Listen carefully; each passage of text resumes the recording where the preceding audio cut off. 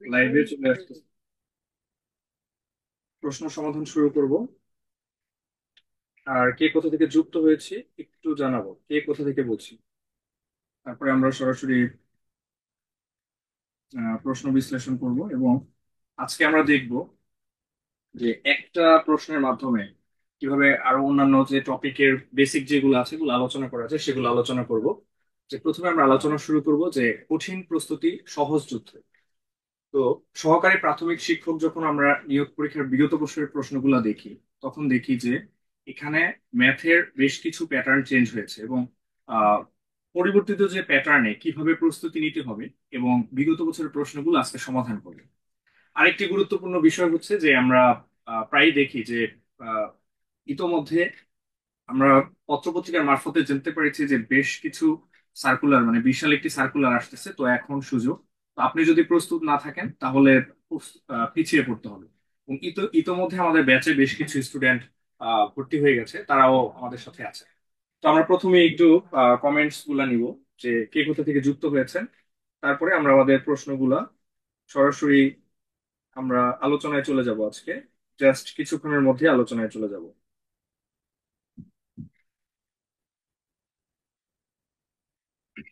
আর প্রাথমিক সহকারী শিক্ষক একটি অসাধারণ চাকরি, কারণ এর মাধ্যমে আপনি আহ, আহ, পদোন্নতি অনেক ভালো এবং এর মাধ্যমে আপনার গ্রামীণ গ্রামীণ পর্যায়ে কাজ করার সুযোগ আছে। এবং এছাড়াও এর মাধ্যমে আপনি কোনো লিখিত পরীক্ষা দেওয়া ছাড়া সরাসরি এমসিকিউ পরীক্ষা দেওয়ার মাধ্যমে একটি চাকরি নিশ্চিত করতে পারেন। অনেকের থাকে যে লিখিত পরীক্ষায় ঘাটতি থাকে, তো সেই ক্ষেত্রে শুধুমাত্র এমসিকিউ পরীক্ষার মাধ্যমে আপনি এই চাকরিটা এনশিওর করতে পারবেন। তো আমরা প্রথমেই যে চলে যাচ্ছি এখন বিগত বছরের প্রশ্নগুলোতে। তো বিগত বছরের প্রশ্নগুলোর ক্ষেত্রে যে আমি প্রথমে আজকে আলোচনা করব যে তৃতীয় ধাপের যে প্রশ্নগুলো আছে, যেখানে যে বিগত বছরের যে 24 সালের তৃতীয় ধাপের প্রশ্ন, দ্বিতীয় ধাপের প্রশ্ন, প্রথম ধাপের প্রশ্ন, এই জিনিসটাতে আমরা ফোকাস করলাম। এবং এই পার্টটা আমাদের কাছে 22 সালের প্রশ্ন তুলনামূলক কম গুরুত্বপূর্ণ এবং এই তিনটা হচ্ছে বেশি গুরুত্বপূর্ণ। তো এই প্যাটার্ন অনুযায়ী আমি দেখবো যে কোন টপিকটার গুরুত্ব বেশি। তা আমাদের হচ্ছে আমরা গণিতে খারাপ করার একটা কারণ হচ্ছে যে বিগত বছরের প্রশ্ন যথাযথভাবে অ্যানালাইসিস না করে আমরা প্রস্তুতি শুরু করি। এই জন্য আমাদেরকে অনেক পিছিয়ে পড়তে হয়।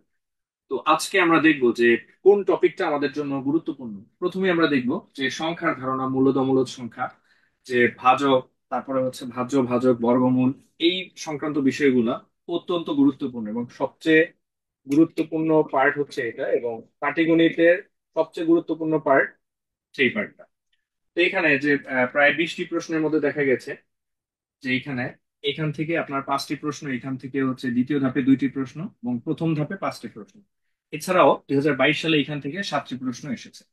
তো সর্বমোট 19টি প্রশ্ন এখান থেকে আমরা পাই আর কি। তারপরে আমরা যদি দেখি ভগ্নাংশ, এই টাইপের ভগ্নাংশের ছোট বড় করা বা ভগ্নাংশ, অপ্রকৃত ভগ্নাংশ, প্রকৃত ভগ্নাংশ, এই বিষয়গুলো আমরা ক্লাসে বিস্তারিত আলোচনা করব। এখান থেকেও আমরা 2 ধাপে 2টি প্রশ্ন এসেছে এবং 22 সালেও একটি প্রশ্ন এসেছে। 22 সালে যদি আরো 2টি প্রশ্ন আছে, আমরা একটা প্রশ্ন সিলেকশন করেছি। আচ্ছা, গড় থেকেও আমরা দেখি যে প্রায় প্রশ্ন আসতেছে। তারপর আরেকটা গুরুত্বপূর্ণ হচ্ছে যে লসাগু গসাগু, এবং এটা কিন্তু বীজগণিতেও মাঝে মাঝে লসাগুতে চলে আসে। তো সেই ক্ষেত্রে দেখবো এখানে প্রায় 5টি প্রশ্ন, অর্থাৎ মেগা মেগা মেগা প্রশ্ন এসেছে এখান থেকে। এখান থেকে একটি প্রশ্ন এসেছে এবং এখানে 2টি প্রশ্ন, সর্বমোট 8টি প্রশ্ন এসেছে এখান থেকে। তারপরে আমরা যদি দেখি যে অনুপাত সমানুপাত সংক্রান্ত বিষয় থেকে যে দ্বিতীয় ধাপে একটি প্রশ্ন এসেছে। তারপরে হচ্ছে শতকরা লাভ ক্ষতি, আরেকটা বিষয় হচ্ছে যে এই শতকরা লাভ ক্ষতি, মুনাফা, চক্রবৃদ্ধি মুনাফা, এই তিনটা মূলত একই টপিক। ঠিক আছে, তো একটা পড়লে আর একটা পড়া হয়ে যাবে। তারপর আমরা দেখি যে শতকরা বেশি গুরুত্বপূর্ণ, এখান থেকে 5টি প্রশ্ন এসেছে। লাভ ক্ষতি থেকে তুলনামূলক কম প্রশ্ন আসতে দেখা গেছে এবং এর চেয়েও বেশি আপনার হচ্ছে যে মুনাফা থেকে বেশি প্রশ্ন আসতে দেখা গেছে এবং মুনাফা সাধারণত মিস হয় না। ঠিক আছে।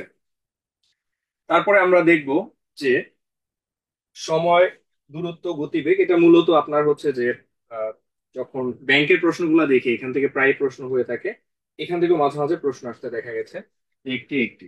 আর আরেকটা বিষয় হচ্ছে যে ঐকিক নিয়ম সরাসরি এখন আর আসছে না, তবে এখান থেকে আমার যে কাজের অঙ্কগুলো আছে এটা অন্যান্য চাকরি পরীক্ষায় বা হচ্ছে 11 থেকে 20 গ্রেডের চাকরি পরীক্ষার যে লিখিত আছে, এই লিখিত পরীক্ষাগুলোতে আপনার কাজের প্রশ্ন হিসাবে এসে থাকে। ঠিক আছে।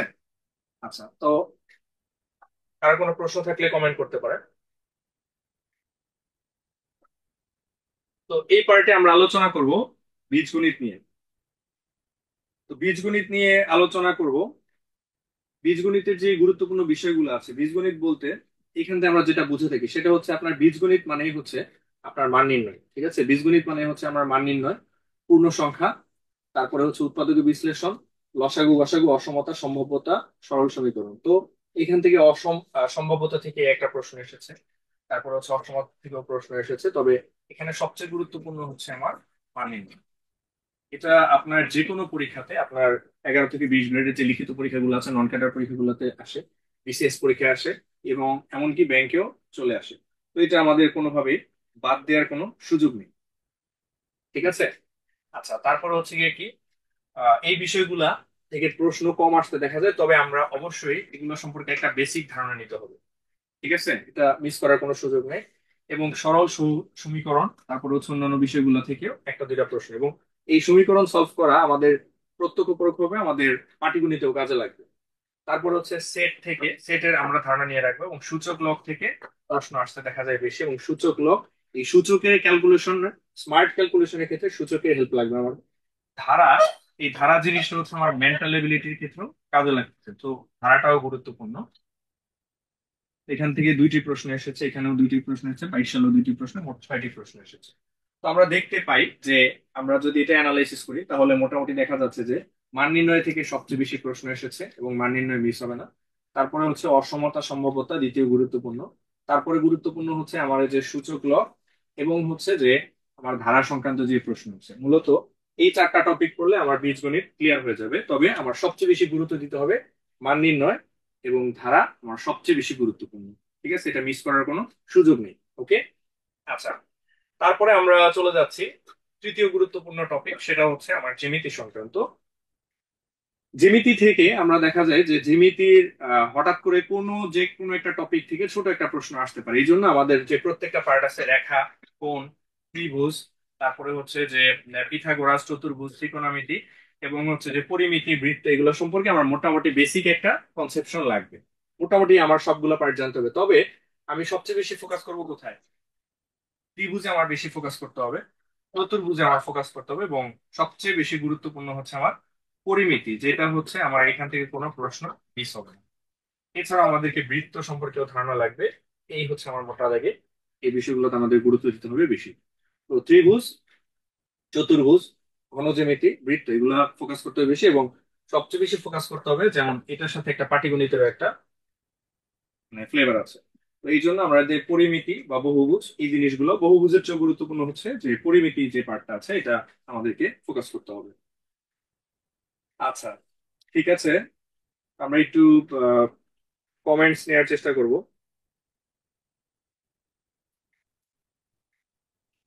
আচ্ছা, আমরা একটু কমেন্টস, কারো কোনো কিছু জানার থাকলে অবশ্যই আমরা কমেন্টস করব। ঠিক আছে। আচ্ছা, তো এই হচ্ছে আমাদের অ্যানালাইসিস। তো আমরা যেটা বুঝলাম সেটা হচ্ছে যে আমাদের এখানে যে সবচেয়ে বেশি গুরুত্বপূর্ণ হচ্ছে আমার এখানে পাটিগণিত হচ্ছে সবচেয়ে বেশি গুরুত্বপূর্ণ। তারপরে আমার গুরুত্বপূর্ণ হচ্ছে যে পাটিগণিতের পরে আমাদের দ্বিতীয় গুরুত্বপূর্ণ হচ্ছে আমার বীজগণিত, তারপরে জ্যামিতি। তবে পাটিগণিত থেকেই সবচেয়ে বেশি প্রশ্ন আসতে দেখা গেছে, এবং এখন যে বুয়েট প্রশ্ন করলেও আমাদের দেখা যায় যে পাটিগণিত থেকে সবচেয়ে বেশি প্রশ্ন আসে। ঠিক আছে। তো আজ শেখো কাল শেখাও, শুরু হোক সহকারী শিক্ষক হওয়ার পথ চলা, তো এই মোটোটা নিয়ে আমরা এগিয়ে যাব। তখন আমরা যখন জার্নিতে থাকবো তখন অবশ্যই ক্লান্ত হব না। ঠিক আছে। তো এখন চলে আসছি, আমরা সরাসরি প্রশ্ন সমাধানে চলে যাই। যেমন এইখানে আমরা দেখবো যে একটা প্রশ্ন এখানে দিয়েছে, তো এই প্রশ্ন যখন এটা বিগত পরীক্ষায় এসেছে, তো এই বিষয়টা গুরুত্বপূর্ণ। পাশাপাশি আমাদের একটা জিনিস খেয়াল রাখতে হবে, যে এইখানে যে পরপর 3টা সংখ্যার গুণফল আছে, যে এইখানে এই একটা প্রশ্ন আমি 2টা 3টে ওয়েতে সলভ করার চেষ্টা করব। পাশাপাশি আমরা দেখব যে স্মার্ট অ্যাপ্রোচ বা হচ্ছে এক্সাম অ্যাপ্রোচ যেটা আছে সেটা আমরা দেখার চেষ্টা করব। ওকে। তাহলে পরপর 3টি সংখ্যার গুণফল দেওয়া আছে 120। ঠিক আছে, পরপর 3টা সংখ্যা হইতে পারে এরকম, যে মনে করেন আপনার 2, 3, 4, এরকম 3টা সংখ্যার গুণফল কত? 120 যদি হয়, তাহলে ওই সংখ্যাটার যোগফল কত হবে? এটা হচ্ছে আমাদের প্রশ্ন। তো এখন আমরা দেখি যে নর্মালি 120কে যদি আমি ভাঙি, তাহলে আমরা যে জিনিসগুলো পাবো সেটা দিয়ে আমি একটু ট্রাই করে দেখবো হয় কিনা। 2 দিয়া হচ্ছে 60, 2 দিয়ে হচ্ছে 30, 2 দিয়ে হচ্ছে আমার 15, 2 দিয়ে হচ্ছে 3 দিয়ে হচ্ছে 5, 3 5 15। তাহলে এটা ভাঙলে কি হচ্ছে আমার 2 2 2 3 5 ভাঙি, তাহলে হচ্ছে 3 দুগুণে 6, 2 দুগুণে 4, 4 5 আর হচ্ছে 6, 4 5 6, তিনটাকে যদি আমি গুণ করি তাহলে আমার কত হচ্ছে 120।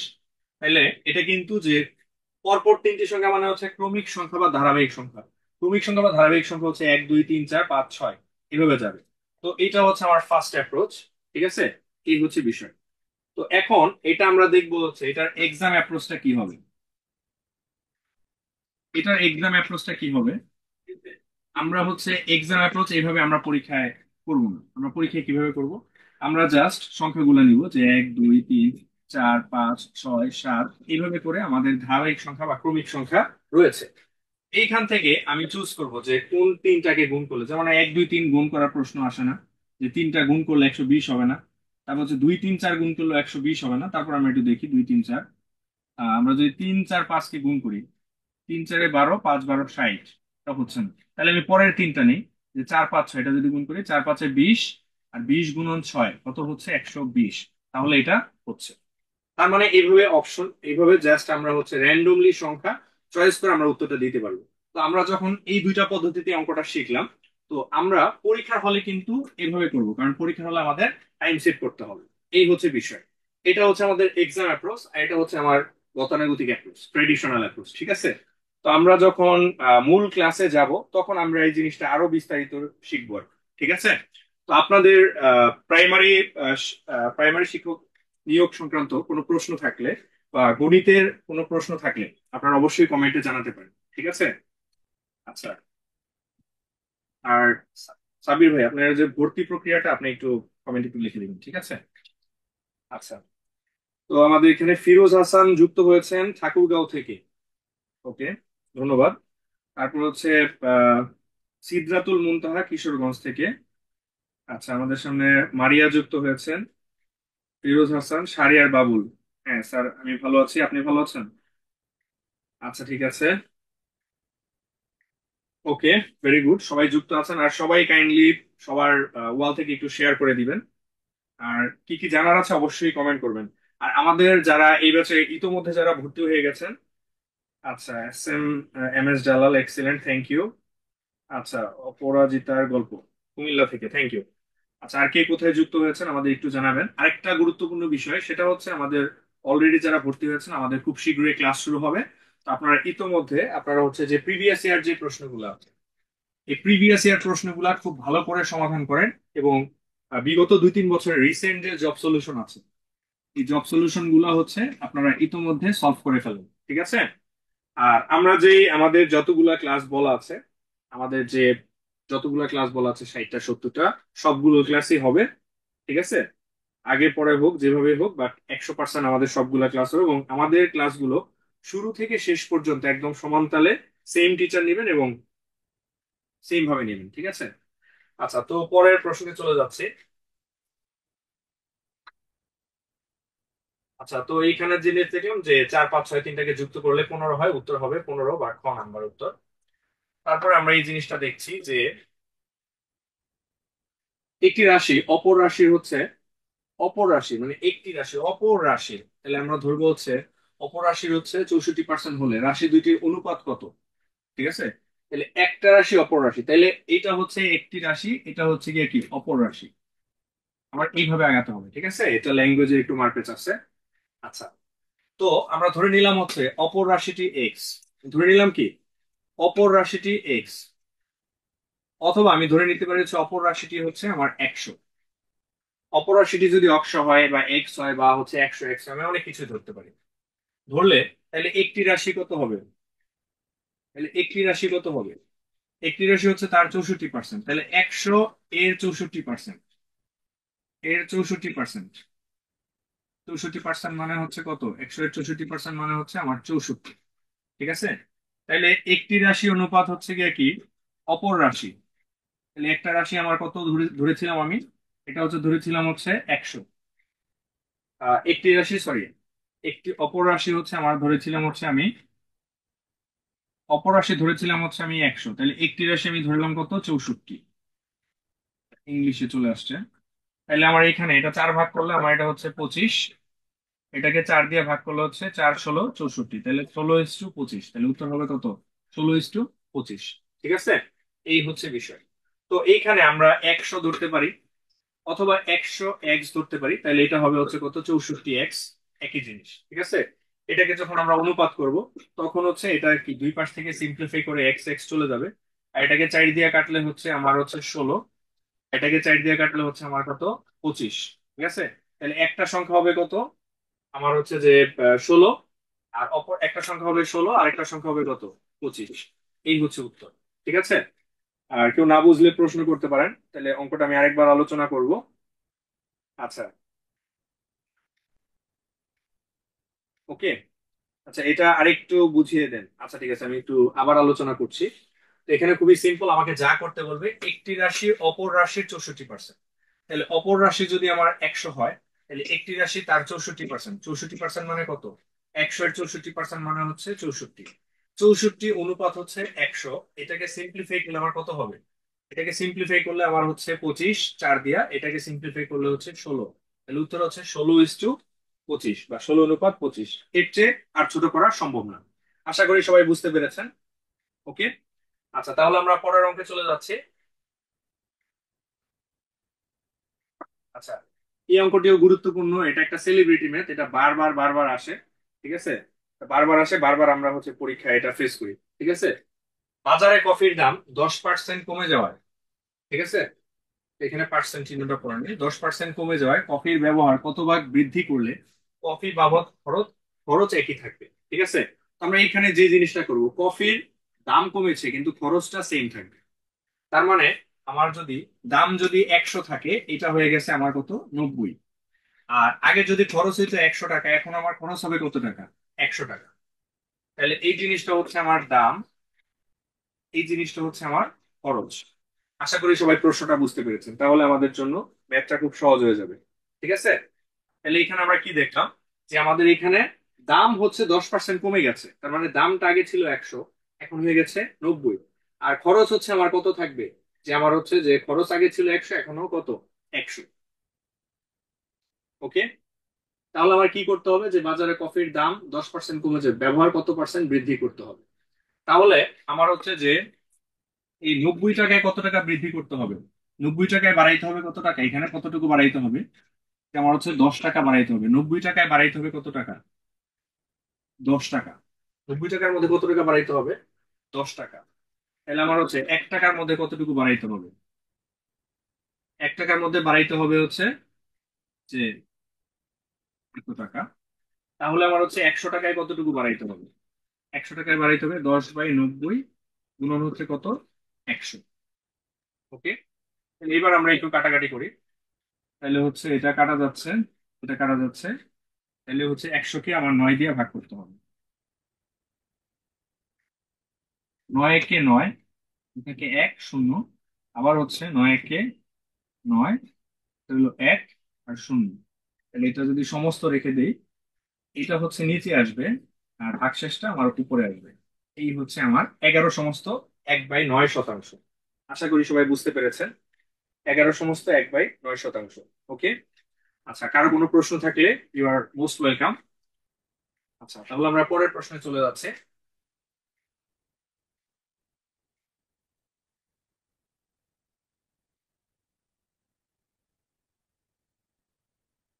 আচ্ছা,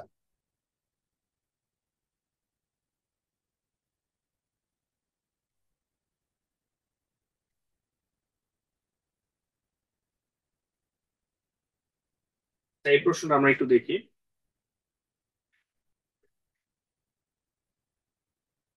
4 নম্বর প্রশ্নে চলে আসি। 120 টাকা দিয়ে একটি পণ্য কিনে, মানে আমি একই টাইপের অঙ্কগুলো একসাথে রাখতে চেষ্টা করেছি। ঠিক আছে, 120 টাকা দিয়ে একটি পণ্য কিনে 100 টাকায় বিক্রয় করলে ক্ষতির পরিমাণ কত। আচ্ছা, 120 টাকা দিয়ে একটি পণ্য কিনে 100 টাকায় বিক্রয় করলে এর ক্ষতির পরিমাণ কত হবে। আচ্ছা, তাহলে আমি একটু দেখি যে এইখানে 120 টাকা দিয়ে পণ্য কিনে 120 টাকা আমার ক্ষতি হচ্ছে কত টাকা, 20 টাকা। খুবই সিম্পল, এটা জাস্ট হচ্ছে ক্যালকুলেশন, জাস্ট ক্যালকুলেশন এবং ঐকিক নিয়ম। ঠিক আছে, ওকে। 120 টাকায় আমার ক্ষতি হচ্ছে কত টাকা? 120 টাকায় ক্ষতি হচ্ছে আমার 20 টাকা। তাহলে 1 টাকায় আমার ক্ষতি হচ্ছে কত টাকা? 20/120 টাকা। তাহলে হচ্ছে আমার 100 টাকায় ক্ষতি হচ্ছে কত টাকা? 20/120 গুণন হচ্ছে আমার এখানে 100। ওকে, জাস্ট সিম্পল ক্যালকুলেশন, কিছুই না। আচ্ছা, এখানে আমরা এটা কাটতেছি। 5 20-এ 100, না না, 6 20-এ, 6 20-এ হচ্ছে 120, 5 20-এ 100, 6 20-এ 120, এটা 6 দিয়ে কাটলে হচ্ছে আমার এখানে হচ্ছে 3, এখানে থাকতেছে হচ্ছে 50। আর 50-কে 3 ভাগ করলে আমরা জানি যে 16 সমস্ত 6 6 6 6 6 হবে। ঠিক আছে, আর 16 সমস্ত 6 6 6 কে আমরা যদি অ্যাপ্রক্সিমেশন করি, তাহলে হচ্ছে আমার 16.606 বা 6-7 হবে। ঠিক আছে, এই 6 6-কে রাউন্ড অফ করলে এটাকে আমরা 37 লিখতে পারি, মানে 67 লিখতে পারি। ঠিক আছে, আশা করি সবাই বুঝতে পেরেছেন, এটা জাস্ট ক্যালকুলেশন। আর যারা হচ্ছে অঙ্কটা আগে করেছেন বা অলরেডি পারেন, তারা জাস্ট শুধু এই অংশটুকু করলেই হয়ে যাবে। ঠিক আছে, আর এখানে অপশন দেওয়া আছে, সো এই অপশনে কাজ করলে হয়ে যাবে। ঠিক আছে। আচ্ছা, তো এরপরের যে প্রশ্নটা আছে, এই প্রশ্নটা আমি সমাধান করব না, জাস্ট সবার কাছে ছেড়ে দিচ্ছি। এটার উত্তর কত হবে? এটা খুবই সিম্পল। কাগজ ও কলমের মূল্য একত্রে হচ্ছে 240 টাকা হলে কাগজের মূল্য কলমের মূল্য অপেক্ষা 40 টাকা কম হলে কলমের মূল্য কত? ঠিক আছে, এটা খুবই সিম্পল একটা অঙ্ক, আমি দেখি কে আগে উত্তরটা দিতে পারে। খুবই সিম্পল একটি অঙ্ক, জাস্ট যোগ বিয়োগ। ওকে,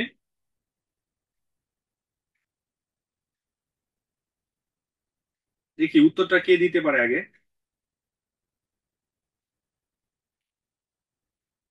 100, 200, 160, 140, ABCD, উত্তর কোনটা হবে? উত্তর কোনটা হবে? একটু চেষ্টা করি, জাস্ট যোগ বিয়োগ এটা।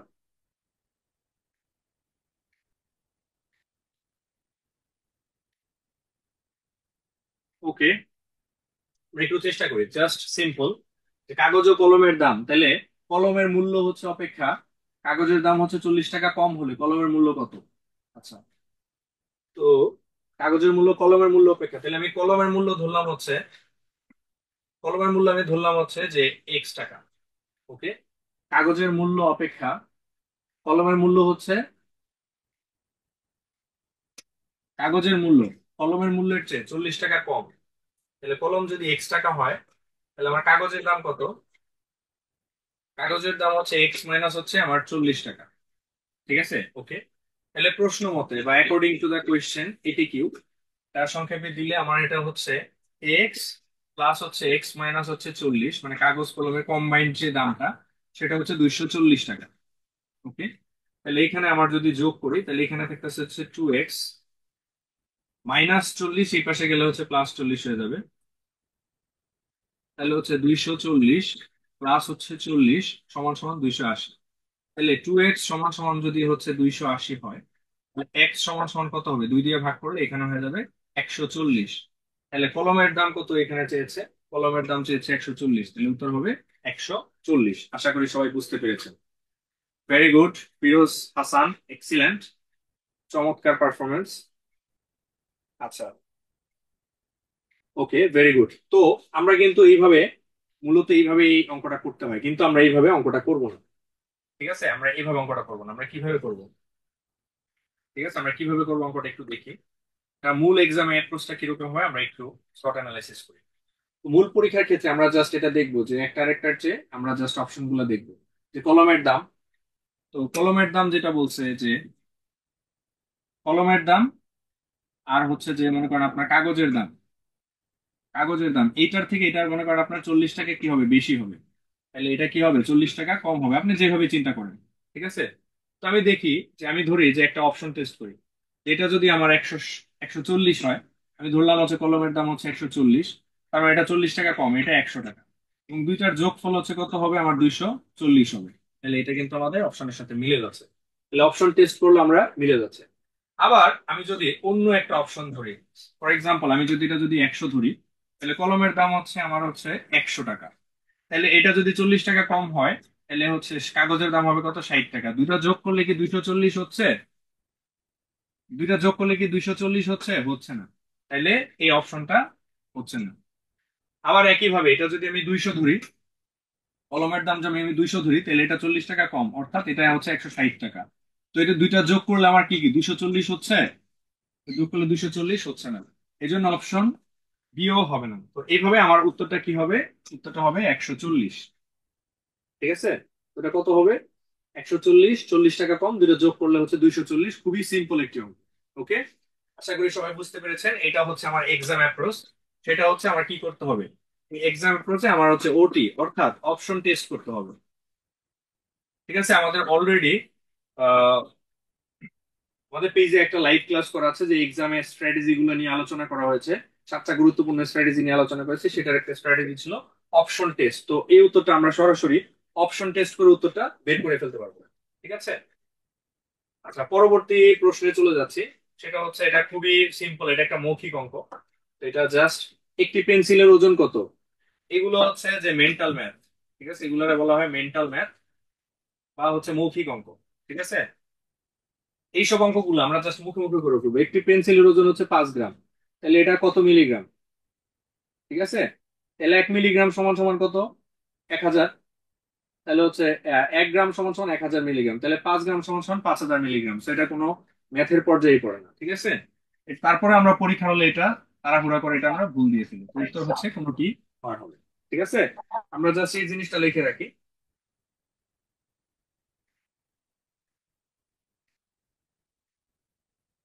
ওকে, আশা করি সবাই বুঝতে পেরেছেন। তো আমরা পরের অঙ্কে চলে যাচ্ছি।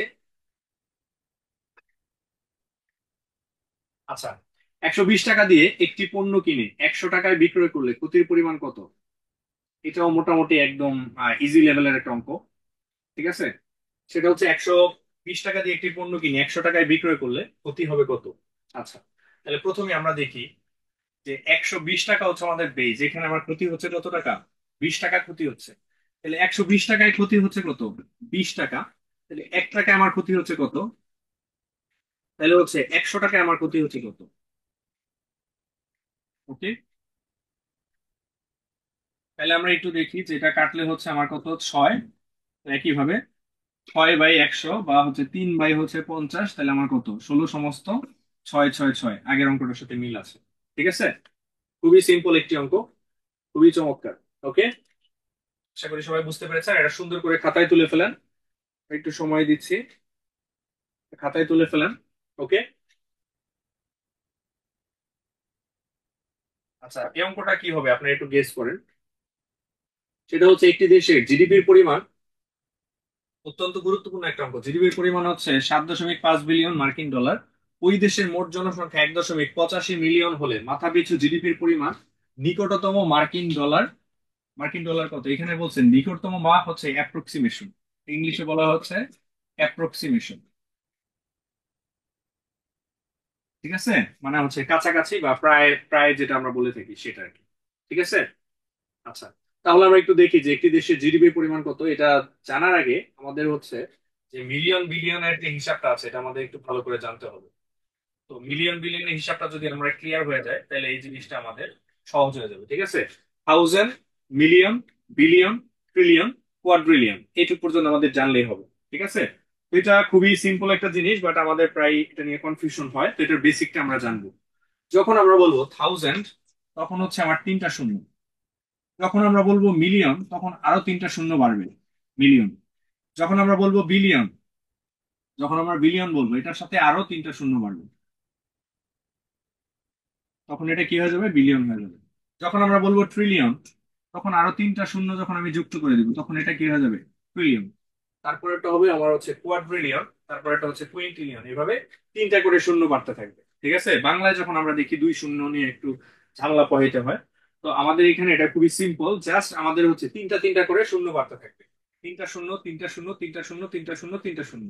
থাউজেন্ড, মিলিয়ন, বিলিয়ন, ট্রিলিয়ন, তারপরে হচ্ছে গিয়ে কি কোয়াড্রিলিয়ন। ওকে, এই পর্যন্ত আমাদের মনে রাখলেই হবে। আশা করি সবাই বুঝতে পেরেছেন। জাস্ট শূন্যগুলো বাড়বে। তো এই টাইপের দুইটা অঙ্ক এসেছে, ঠিক আছে, একই বোর্ডে একই সাথে দুইটা প্রশ্ন এসেছে, তো আমরা বুঝতে পেরেছি এটা অনেক গুরুত্বপূর্ণ।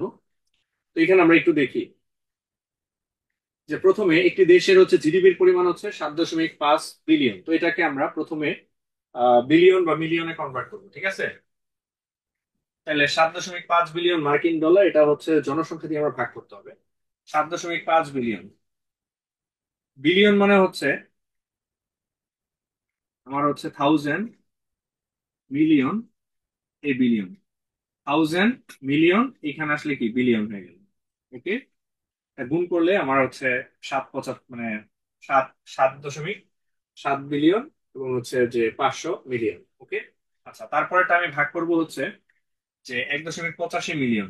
তাহলে 1.85 মিলিয়নকে যদি আমি আহ কনভার্ট করি তাহলে এটা কত হবে?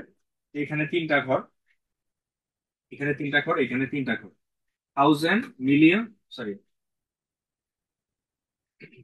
বিলিয়ন চলে আসছে, তাহলে এখানে তিনটা শূন্য কম হবে। ওকে, আমরা এখানে দেখি যে থাউজেন্ড এখানে আসলে কি হয়ে গেল, মিলিয়ন হয়ে গেল, ঠিক আছে, এটা হচ্ছে বিলিয়ন। এবার আমি যদি জিরো গুলা কাটি তাহলে কি হবে, যে এখানে তিন ঘর কাটা, এখানে তিন ঘর কাটা, ঠিক আছে। তো এটাকে যখন এটা দিয়ে ভাগ করব উত্তর হবে আমার কত, যে 4054 দশমিক সামথিং। এই হচ্ছে আমাদের বিষয়, ঠিক আছে। তো জাস্ট সিম্পল একটা জিনিস, যখন আমরা মাথা পিছু বলবো যে আমাদের মনে করেন আপনার 200 টাকা আমাদের মনে করেন ইনকাম হয়েছে, এইখানে যদি আমি যদি লোকজন যদি মনে করেন 100 হয়, ঠিক আছে, কারণ আমরা 200 টাকা 100 জনের মধ্যে যদি ভাগ করে দিই তাহলে সবাই কত টাকা করে পাবে, 2 টাকায় করে পাবে। এটা হচ্ছে আমার মাথা পিছু যে কনসেপশন, ঠিক আছে। ধরেন আমার এখানে ছয়টা ছয়টা আপেল আছে, ঠিক আছে। আমরা যদি মনে করেন ঘরে তিনজন লোক থাকে তাহলে হচ্ছে একজন কত করে পাবে, একজন দুইটি করে আপেল পাবে। এই হচ্ছে বিষয়, ছয়কে তিন দিয়ে ভাগ করবো তাহলে একজন দুইটি করে আপেল পাবে। ঠিক সেম হচ্ছে এইখানে, যে টোটাল যে জিডিপি আছে এটাকে টোটাল জনসংখ্যা দিয়ে আমরা ভাগ করলে আমরা কি পেয়ে যাব, যে মাথা পিছু যে পরিমাণটা আছে ওই পরিমাণটা আমরা পেয়ে যাব। মাথা পিছুর ক্ষেত্রে আমরা এই জিনিসটা অ্যাড করে নিব, ঠিক আছে। আচ্ছা, তারপরে যে প্রশ্নটা আছে, এই প্রশ্নটা তারা একইভাবে নিজেরা কনভার্ট করে, 1 মিলিয়ন সমান সমান কত বিলিয়ন, এটা নিজেরা একটু চেষ্টা করেন, উত্তরটা দেওয়ার চেষ্টা করবেন। সবাই একটু নিজেরা চেষ্টা করবেন, নিজেরা একটু চেষ্টা করেন, আমি কমেন্টে উত্তরগুলো নেওয়ার চেষ্টা করবো। এটা উত্তর কি হতে পারে একটু দেখি, কে আগে উত্তরটা দিতে পারে। ক, খ, গ, ঘ, উত্তরটা কে আগে দিতে পারে আমি একটু দেখবো। ওকে,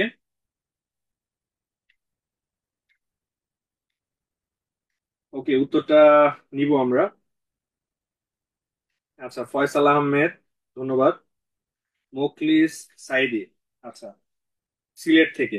ওকে, মাসুদ রানা, ওকে, আমাদের টিমের সাথে কথা বলবো, ধন্যবাদ। এম এ সৈকত, ধন্যবাদ। আচ্ছা, তো আমরা একটু দেখি তাহলে এটা কিভাবে করা যায়, যে 1 মিলিয়ন সমান সমান কত বিলিয়ন, ঠিক আছে। 1 মিলিয়ন সমান সমান কত, আমরা যদি এক্স দিয়ে ধরি, আমরা ধরে নিলাম হচ্ছে যে এক্স বিলিয়ন, তাই না। 1 মিলিয়ন সমান সমান কত বিলিয়ন, এক্স বিলিয়ন। ওকে, তাহলে এক্স এর মান আমরা বের করতে হবে। তাহলে এক্স এর মান যদি আমরা বের করি, এক্স ইন্টু এখানে কত বিলিয়ন, আমরা হচ্ছে বিলিয়ন মানে হচ্ছে আমার হচ্ছে এখানে যেখানে পেলাম মিলিয়ন, এটা হচ্ছে আমার কত বিলিয়ন, এরকম আর কি। যদি এটা খুবই সিম্পল একটা জিনিস, আমরা একটু বিস্তারিত দেখাচ্ছি। এই হচ্ছে আমার থাউজেন্ড, এই হচ্ছে আমার মিলিয়ন। এখন আমরা হচ্ছে এটা এই পাশে ভাগ করে নিয়ে আসতে পারি, এক্স এর মান বের করতে গেলে এই পুরা জিনিসটা, এই ফিগারটা নিচে চলে আসবে। ওকে, তাহলে এক্স কে আমরা এই পাশে রাখলে এইখানে আমার কি চলে আসবে, এখানে হচ্ছে আমার এই জিনিসটা উপরে থাকবে, এই জিনিসটা হচ্ছে নিচে চলে আসবে। ওকে, এবার হচ্ছে আমি এটা কাটাকাটি করব। তাহলে এখানে হচ্ছে তিন শূন্য, তিন শূন্য, এই তিন শূন্য কাটা যায়, এই তিন শূন্য, এই শূন্য কাটা যাচ্ছে, তাহলে আমার কত থাকতেছে, এক্স এর মান 1/1000। আর 1/1000 কে যদি আমি কাটাকাটি করি তাহলে হচ্ছে এখানে তিন ঘর পর্যন্ত চলে আসবে, ঠিক আছে। এখানে হচ্ছে তিন ঘর পর্যন্ত চলে আসবে, 0.001 পর্যন্ত চলে চলে আসবে। এই হচ্ছে এক্স এর মান, অর্থাৎ এক্স বিলিয়ন মানে হচ্ছে আমার 0.001 বিলিয়ন। ওকে, আশা করি সবাই বুঝতে পেরেছেন। ওকে, আচ্ছা, উত্তরটা করেছেন। ওকে, ভেরি গুড। মুখলিস সাইদি উত্তর করেছেন, অপরাজিতার গল্প উত্তর করেছেন 2। আচ্ছা, মাহফুজ বিল্লাহ উত্তর করেছেন 3। ওকে, ভেরি গুড। সবাই খুব সুন্দর চেষ্টা করছেন, অনেক ধন্যবাদ। জাস্ট এটা একটা একটা দিয়ে ভাগ করতে হবে, আর কিছুই না। ঠিক আছে, তোর হবে 0.001। খুবই সিম্পল একটা জিনিস। আচ্ছা, 1 নটিক্যাল মাইল এটা কত হবে বলেন তো? এটা জাস্ট হচ্ছে আপনার ম্যাথের কিছু জিকে আসে মাঝে মাঝে, একক সংক্রান্ত, সূত্র সংক্রান্ত, বা হচ্ছে আপনার প্রিভিয়াস কনসেপ্ট সংক্রান্ত, বা সরাসরি সূত্র চলে আসে। তো 1 নটিক্যাল মাইল সমান সমান কত কিলোমিটার, এটা পরীক্ষায় এসেছে। তো এটা কে বলতে পারবেন দেখি?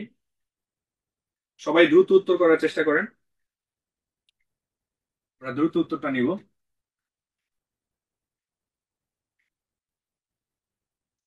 দ্রুত উত্তর করবেন ঘ। আচ্ছা, ঘ। ওকে, একজন উত্তর করেছেন ঘ। আচ্ছা, দেখি আর কেউ উত্তরটা করতে পারছেন কিনা, এটা খুবই গুরুত্বপূর্ণ। তো এটার জন্য আমি উত্তরটা দিয়ে দিচ্ছি। দেখেন, উত্তরটা হচ্ছে 1.852। ওকে, ভেরি গুড। তো এই টাইপের কিছু জিনিস আমরা হচ্ছে মূল ক্লাসে আলোচনা করব, তার আগে আমরা একটু বেসিক গুলো একটু দেখে নিব। মূল ক্লাস অবশ্যই আমরা আলোচনা করব, তার আগে আমরা একটু দেখে নিই এই জিনিসগুলো, জাস্ট। আর যাদের হচ্ছে লেখার সময় নেই, তারা হচ্ছে আমরা একটু স্ক্রিনশট নিয়ে নিব, বিষয়টা অত্যন্ত গুরুত্বপূর্ণ।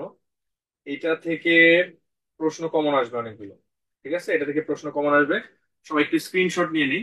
আর এটা আমরা ক্লাসেও বিস্তারিত আলোচনা করব। আচ্ছা, একটু দেখি, হ্যাঁ। এই গুরুত্বপূর্ণ এককগুলো আমরা দেখি যে 1701 মাইল সমান সমান 1760 গজ, 1 ইঞ্চি সমান সমান 2.54 সেন্টিমিটার, 1 মিটার সমান সমান 39.37। এটা পরীক্ষায় বেশি আসতে দেখা গেছে, এটাও প্রচুর পরিমাণে এসেছে পরীক্ষায় বিগত বছর। 1 মাইল সমান সমান 1.61 কিলোমিটার, এই দুইটা হচ্ছে ম্যাথ করতে গেলে লাগে। আর 1 নটিক্যাল মাইল এটা লাগবে না। তারপর হচ্ছে 1 বর্গ মাইল সমান সমান হচ্ছে আমার কত, যে 640 একর, 1 বর্গ ইঞ্চি সমান সমান 6.45 বর্গ সেন্টিমিটার।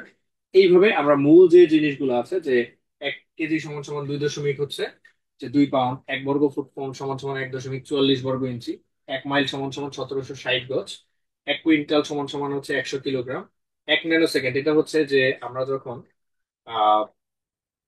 যখন আইসিটি করতে যাই তখন হচ্ছে এই জিনিসটা কাজে লাগে, যে প্রায় আইসিটি তে এই প্রশ্নটা এসে থাকে, যে 1 ন্যানো সেকেন্ড সমান সমান হচ্ছে 1 সেকেন্ডের 100 কোটি ভাগের 1 ভাগ। আরেকটা গুরুত্বপূর্ণ জিনিস আমরা ওভারলোড করে যাই, সেটা হচ্ছে 1000 বর্গমিটার সমান সমান হচ্ছে 100 এর সমান সমান হচ্ছে 2 দশমিক হচ্ছে 47, বা হচ্ছে 4-7 একর সমান সমান হচ্ছে 1 হেক্টর। ঠিক আছে, আমরা ম্যাথ করতে গেলে এই জিনিসটা কাজে লাগে, যে 1 হেক্টর সমান সমান কত, 2.47 একর, অথবা 1 হেক্টর সমান সমান হচ্ছে কত, 100 একর, অথবা 1 হেক্টর সমান সমান হচ্ছে 1000 বর্গমিটার। এটা খুব সুন্দর করে লিখে রাখেন, এটা আমরা যে হচ্ছে যে পরিমিতির অঙ্ক করতে গেলে এই জিনিসগুলো কাজে লাগবে। ঠিক আছে, সবাই সুন্দর করে এখনই খাতায় তুলে ফেলেন। ঠিক আছে, এটা প্রত্যেকটা পরীক্ষাতে কাজে লাগবে, যে কোনো মেন্টাল এবিলিটির পরীক্ষাতে কাজে লাগবে।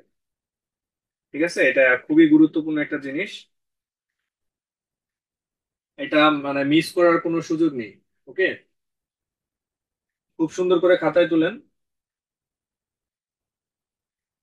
ওকে, তাহলে আমরা হচ্ছে আগের অঙ্কটাতে আসি, যে এই জিনিসটা যখন আমরা আসবে, এই টাইপের এই জিনিসগুলো আমরা এটার মাধ্যমে আমরা উত্তর করতে পারবো।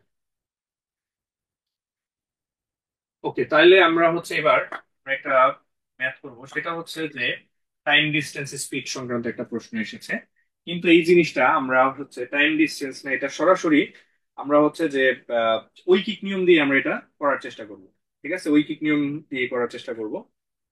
আচ্ছা, সেটা হচ্ছে একটি ট্রেনের দৈর্ঘ্য হচ্ছে 200 মিটার এবং ট্রেনটির গতি হচ্ছে ঘন্টায় 100 কিলোমিটার হলে, ঠিক আছে, 30 মিনিটে ট্রেনটি কত দূরত্ব অতিক্রম করবে? তো এটা হচ্ছে আমরা সবসময় যে স্মার্ট এবং হচ্ছে যে কম সময় টাইম সেভিং যে অ্যাপ্রোচটা আছে সেটাতে আমরা প্রথমে করার চেষ্টা করব। এরপরে আমরা যেটা করব যে এটা হচ্ছে যে শর্ট অ্যাপ্রোচে করার পরে আমরা হচ্ছে যে গতানুগতিক যে অ্যাপ্রোচ আছে সেটাও দেখবো।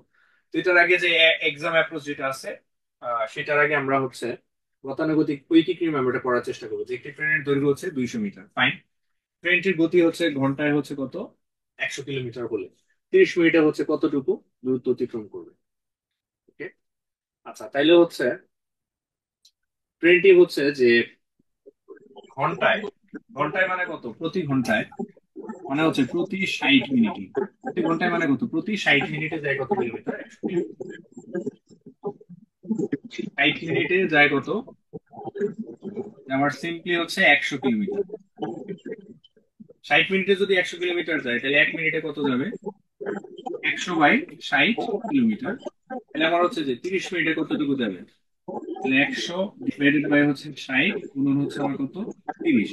তাহলে কাটলে হচ্ছে আমার 2, কাটলে হচ্ছে আমার কত, 50। ঠিক আছে, তাহলে হচ্ছে আমার কত হচ্ছে এখানে, 50। ওকে, তাহলে হচ্ছে আমার উত্তর হচ্ছে কত, 50 কিলোমিটার, এটা হচ্ছে উত্তর। এইভাবে করে আমরা ঐকিক নিয়মের মাধ্যমে এটা করতে পারি। এবার আমরা দেখবো একটু স্মার্ট অ্যাপ্রোচে বা হচ্ছে গতানুগতিক ভাবে কিভাবে করা যায়। ওকে, এবার একটু দেখি। এটা হচ্ছে যে আমরা জানি যে ডিটিএস ফর্মুলা এটা করা যায় যে ডিসটেন্স সমান সমান টাইম ইনটু স্পিড, যে কোনো টাইম স্পিড ডিসটেন্স, আপনার হচ্ছে ট্রেন, তারপর হচ্ছে যে নৌকা, ট্রেন, তারপর হচ্ছে দূরত্ব সংক্রান্ত যে কোনো অঙ্ক বা চৌবাচ্চা সংক্রান্ত অঙ্কগুলো আছে, এটা হচ্ছে এইভাবে আমরা করতে পারি। ওকে, তো ডিসটেন্স সমান সমান কত, time into speed, time into speed যদি আমরা গুণ করি তাহলে আমরা ডিসটেন্স পেয়ে যাব। তাহলে এখানে আমার ডিসটেন্স কতটুকু আমাকে বের করতে হবে, এখানে আমার টাইম করতে হবে। আরেকটা জিনিস খেয়াল রাখতে হবে, সেটা হচ্ছে মিটার পার সেকেন্ড অথবা কিলোমিটার পার আওয়ার। তো আমার এই জিনিসটা আমাদের মাথায় রাখতে হবে, গতিটা অবশ্যই কিলোমিটারে থাকলে এটা আওয়ারে উত্তর হবে, বা আওয়ারে থাকলে কিলোমিটার আসবে, সেকেন্ডে থাকলে মিটার আসবে, মিটার থাকলে সেকেন্ড আসবে। তো এই জিনিসগুলা মানে গুবলেট পাকানো যাবে না, এটা আলাদা করে লিখতে হবে। তাহলে আমি যদি কনভার্ট করি, সবাইকে কিলোমিটার এবং আওয়ারে কনভার্ট করে এই ফরম্যাটে নিব, তাহলে আউটপুট এইভাবে আসবে, অথবা মিটার পার সেকেন্ডে আসবে, যেটা আমাদের কাছে সুবিধা হয় বা যেটা আমাদের দরকার হয় সেটাই নিব। তো আমি এখানে কিলোমিটার পার আওয়ারে উত্তরটা বের করার চেষ্টা করব। কিন্তু এইখানে আমাদের 30 মিনিট দিয়ে দিয়েছে। এই 30 মিনিট মানে কত, যে হাফ ঘন্টা, ঠিক কিনা? 30 মিনিট মানে কত, হাফ ঘন্টা, মানে 1 ঘন্টার অর্ধেক। ওকে, তাহলে আমরা নিব এখানে টাইম কত, টাইম হচ্ছে আমার হাফ ঘন্টা। আর এখানে আবার স্পিড কত, স্পিড হচ্ছে আমার কত কিলোমিটার, 100 কিলোমিটার। তো এটাকে যদি আমি কনভার্ট করি তাহলে আমার দূরত্ব হচ্ছে কত, আর দূরত্ব হচ্ছে কত, এখানে কাটলে হচ্ছে 50, তাহলে হচ্ছে আমার কত, 50 কিলোমিটার। আশা করি সবাই বুঝতে পেরেছেন। ডিসটেন্স সমান সমান টাইম স্পিড ইনটু স্পিড দিয়ে খুব সহজেই আমরা হচ্ছে, এটা হচ্ছে আমার এক্সাম অ্যাপ্রোচ, অথবা আমার এটা হচ্ছে যে স্মার্ট অ্যাপ্রোচ। ঠিক আছে, এইভাবে আমরা অঙ্কটা করতে পারি। অ্যাপ্রোচটা কেমন লাগছে সবাই একটু কমেন্টে জানান। ঠিক আছে, তাহলে আমরা হচ্ছে আরো নতুন নতুন অ্যাপ্রোচ আপনাদের জন্য দেওয়ার চেষ্টা করব। খুব সুন্দর করে খাতায় তুলে ফেলেন, আমরা পরবর্তী অঙ্কে চলে যাচ্ছি।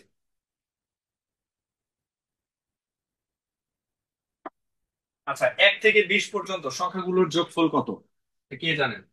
1 থেকে 20 পর্যন্ত সংখ্যাগুলোর যোগফল কত? ক, খ, গ, ঘ, ABCD, উত্তর কোনটা হবে বলেন? খুবই সহজ একটা অঙ্ক। n × n+1/2, যে কোনো স্বাভাবিক সংখ্যার হচ্ছে গিয়ে কি, ধারাবাহিক স্বাভাবিক সংখ্যার হচ্ছে গিয়ে কি, যে স্বাভাবিক সংখ্যার যে সিরিজ আছে, সিরিজের যোগফল সবসময় কত, n × n+1/2। অথবা যে এই n মানে হচ্ছে এখানে শেষ সংখ্যাটা, তাহলে আমি এখানে শেষ সংখ্যাটা নিব, তারপরের সংখ্যাটা নিব, দিয়ে এটা গুণ করে দিব, গুণ করে আমি এটাকে অর্ধেক করে দিব। খুবই সিম্পল, যদি সূত্র মনে না থাকে। তারপর আমি কাটাকাটি করবো, কাটাকাটি করলে উত্তর বের হয়ে যাবে। ঠিক আছে, তাহলে এখানে কত হচ্ছে যে 10 × 2 = 20, আর এটা গুণ করলে হচ্ছে 21 × 10, এবং 21 সাথে একটা শূন্য যোগ হয়ে যাবে, উত্তর হচ্ছে 210। খুবই খুবই খুবই সিম্পল। ওকে, ওকে। আচ্ছা, সোহাগ ভাই অনেক ধন্যবাদ। মাসুম বিল্লাহ ভাই খুব সুন্দর অ্যাটেম্পট। মুখলিস সাইদি, আলহামদুলিল্লাহ অনেক সুন্দর ক্লাস, অনেক ধন্যবাদ। আচ্ছা, আচ্ছা, ঠিক আছে, তো সবাই একটু চেষ্টা করতে থাকেন, আমরা পরের অঙ্কে চলে যাচ্ছি। ওকে, এটা একটা গুরুত্বপূর্ণ অঙ্ক, এই ধরনের একটা অঙ্ক প্রায় পরীক্ষায় আসতে দেখা যায়। সেটা হচ্ছে কোন লঘিষ্ঠ সংখ্যা, এখানে কিন্তু লঘিষ্ঠ বলে দিচ্ছে, লঘিষ্ঠ সংখ্যার সাথে 3 যোগ করলে, যোগ করলে হচ্ছে 24, 36 এবং 48 দ্বারা বিভাজ্য যাবে। তো আমরা একটা জিনিস মনে রাখবো, এটার উত্তর কত হবে, ক, খ, গ, ঘ, দেখি উত্তরটা কে করতে পারে।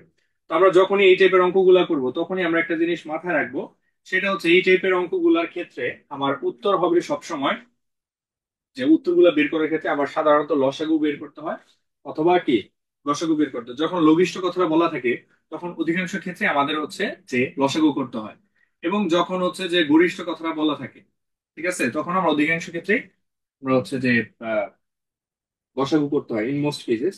আচ্ছা, তাহলে আমরা 24, 36, 48 এইটার হচ্ছে আমরা বিভাজ্য হবে। তাহলে বিভাজ্য হবে মানে হচ্ছে এটা দিয়ে বিভাজ্য, তার মানে হচ্ছে কি এখানে একটা বড় একটা সংখ্যা আছে, তাহলে আমি একটা ছোট একটা সংখ্যা দিয়ে এটা কি কি করব, ট্রাই করব। ঠিক আছে, ছোট একটা সংখ্যা দিয়ে ট্রাই করব, তার মানে কি এটা আমাকে এলসিএম করতে হবে। ঠিক আছে। আর যদি বড় সংখ্যা হইতো তাহলে হচ্ছে গিয়ে কি, তাহলে আমার যে লসাগুটা সবসময় কি উপরে থাকবে এবং হচ্ছে গসাগুটা সাধারণত কি নিচে থাকবে, তার মানে এটা সামনে আছে। তার মানে এখানে আমি ভাঙতেছি 24, 36, 48, এটা লসাগু কত আমি বের করার চেষ্টা করি। তা দুই দিয়ে হচ্ছে আমার 12, আমার হচ্ছে 18 দুগুণে হচ্ছে 36। ওকে। তারপরে হচ্ছে 24, এটা হচ্ছে দুই দিয়ে হচ্ছে আমার 6, এটা হচ্ছে 9, এটা হচ্ছে আমার 12, দুই দিয়ে হচ্ছে আমার 3, তারপর হচ্ছে 9 এর 9, আর হচ্ছে এখানে 6, আর 3 দিয়ে হচ্ছে 3 1, এটা আমি লিখলাম না, তারপর হচ্ছে 3 3 9 এটাও লিখলাম, এটা হচ্ছে 3 2 6 এটা লিখলাম। তাহলে আমার এখানে কত দেখতেছে, 3 2 6, 3 2 6, এদিকে হচ্ছে 2 2 4, 4 2 8, 3 8 24, 24 গুণন 6 কত হচ্ছে 24, 4 6 24, 4 হাতের হলো 2, 6 2 12, আর 2 হচ্ছে 24, অর্থাৎ 144। তাহলে আমার সংখ্যাটা কত হবে, সংখ্যাটা হচ্ছে 144। এখন কোন সংখ্যাটার সাথে যোগ করলে 144 হবে, 100, এটার সাথে যদি আমি 3 যোগ করি তাহলে আমার কত হবে, 144 হবে। ঠিক আছে। অথবা এটাকে যদি আমি বিয়োগ দিই তাহলে কত হচ্ছে, 141। তাহলে 141 হচ্ছে আমার নির্ণেয় সংখ্যা, যার সাথে আমি যদি 3 যুক্ত করি তাহলে কি হবে, 144 হবে। এবং 144 24 দিয়ে ভাগ যাবে, 36 দিয়েও ভাগ যাবে, এবং 48 দিয়েও ভাগ যাবে। আপনি একটু চেষ্টা করে দেখেন। ঠিক আছে। এটা 24 দিয়েও যাবে, এটা 36 দিয়ে যাবে 144, এবং 144 48 দিয়েও যাবে। ঠিক আছে, আমরা একটু ক্রস চেক করে দেখবো। ওকে।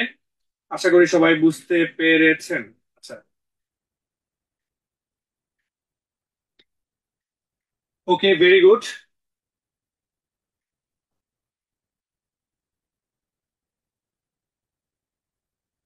ওকে, এইখানে একটা গুরুত্বপূর্ণ জিনিস আছে, এটা খুবই সহজ একটা জিনিস। তো এখানে আমরা দুইটা কাজ করতে হবে। প্রথমত আমাদের এটা ক্যালকুলেশন করতে হবে। ক্যালকুলেশন করার পরে আমাদের আরেকটা জিনিস করতে হবে, যে ক্যালকুলেশন করার পরে আমাদের এটা দেখতে হবে যে এই জিনিসটা ভাগ যাচ্ছে কিনা। ক্যালকুলেশন করার পরে আমরা একটু দেখব যে এই জিনিসটা একদিকে আমাদের হচ্ছে যে আমরা বোর্ড মাসের একটা নিয়ম শিখেছিলাম। ঠিক আছে, এটার উত্তরটা কত হবে সবাই একটু বলার চেষ্টা করেন। ওকে। এটার উত্তর কত হবে এটা আমরা একটু বলার চেষ্টা করি। পাশাপাশি আমাদের একটা জিনিস দেখবো, এটা আমাদের হচ্ছে যে বোর্ড মাসের যে নিয়ম অনুযায়ী আগে এটা আমার প্রায়োরিটি দিতে হবে, এবং পাশাপাশি ক্যালকুলেশন করলে এটা যোগ বিয়োগ গুণ ভাগ করতে হবে। তাহলে আমার দুইটা চ্যালেঞ্জ আছে আমার এখানে। বোর্ড মাসের নিয়ম ফলো করতে হবে, আর আরেকটা হচ্ছে আমাদের এখানে যে ভগ্নাংশের যোগ বিয়োগ বা গুণ ভাগের যে নিয়ম আছে সেটাও আমাদের এখানে মাথায় রাখতে হবে। ওকে। আচ্ছা, তাহলে আমাদের বোর্ড মাসের নিয়ম অনুযায়ী আগে হচ্ছে আমার বোর্ড মাস, আগে হচ্ছে আমার ব্রেকেট আসবে, তারপর হচ্ছে অফ বা এর এর কাজ করতে হবে, তারপরে ডিভিশন বা ভাগের কাজ করতে হবে, তারপর আমাদের মাল্টিপ্লিকেশন বা গুণের কাজ করতে হবে, তারপরে হচ্ছে আমাদের হচ্ছে যে এডিশন, এবং সবার শেষে হচ্ছে আমরা কিসের কাজ করব, বিয়োগের কাজটা আমরা সবসময় কি করব, সবার শেষে করার চেষ্টা করব। ঠিক আছে, বিয়োগের কাজটা সবার শেষে করার চেষ্টা করব। তো আমরা এখানে ভাগ যেহেতু নেই, তাহলে আমরা আগে গুণের কাজ করার চেষ্টা করব।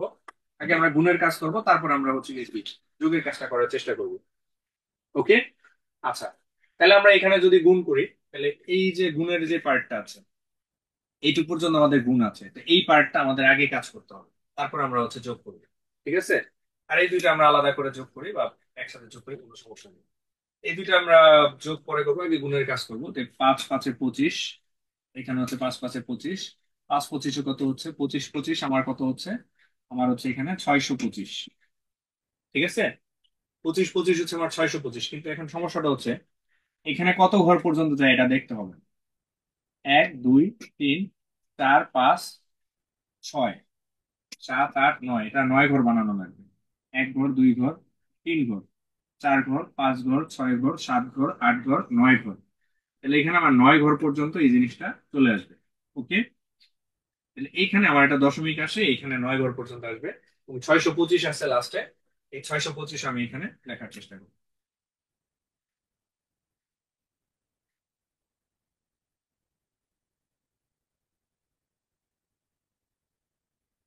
ঠিক আছে।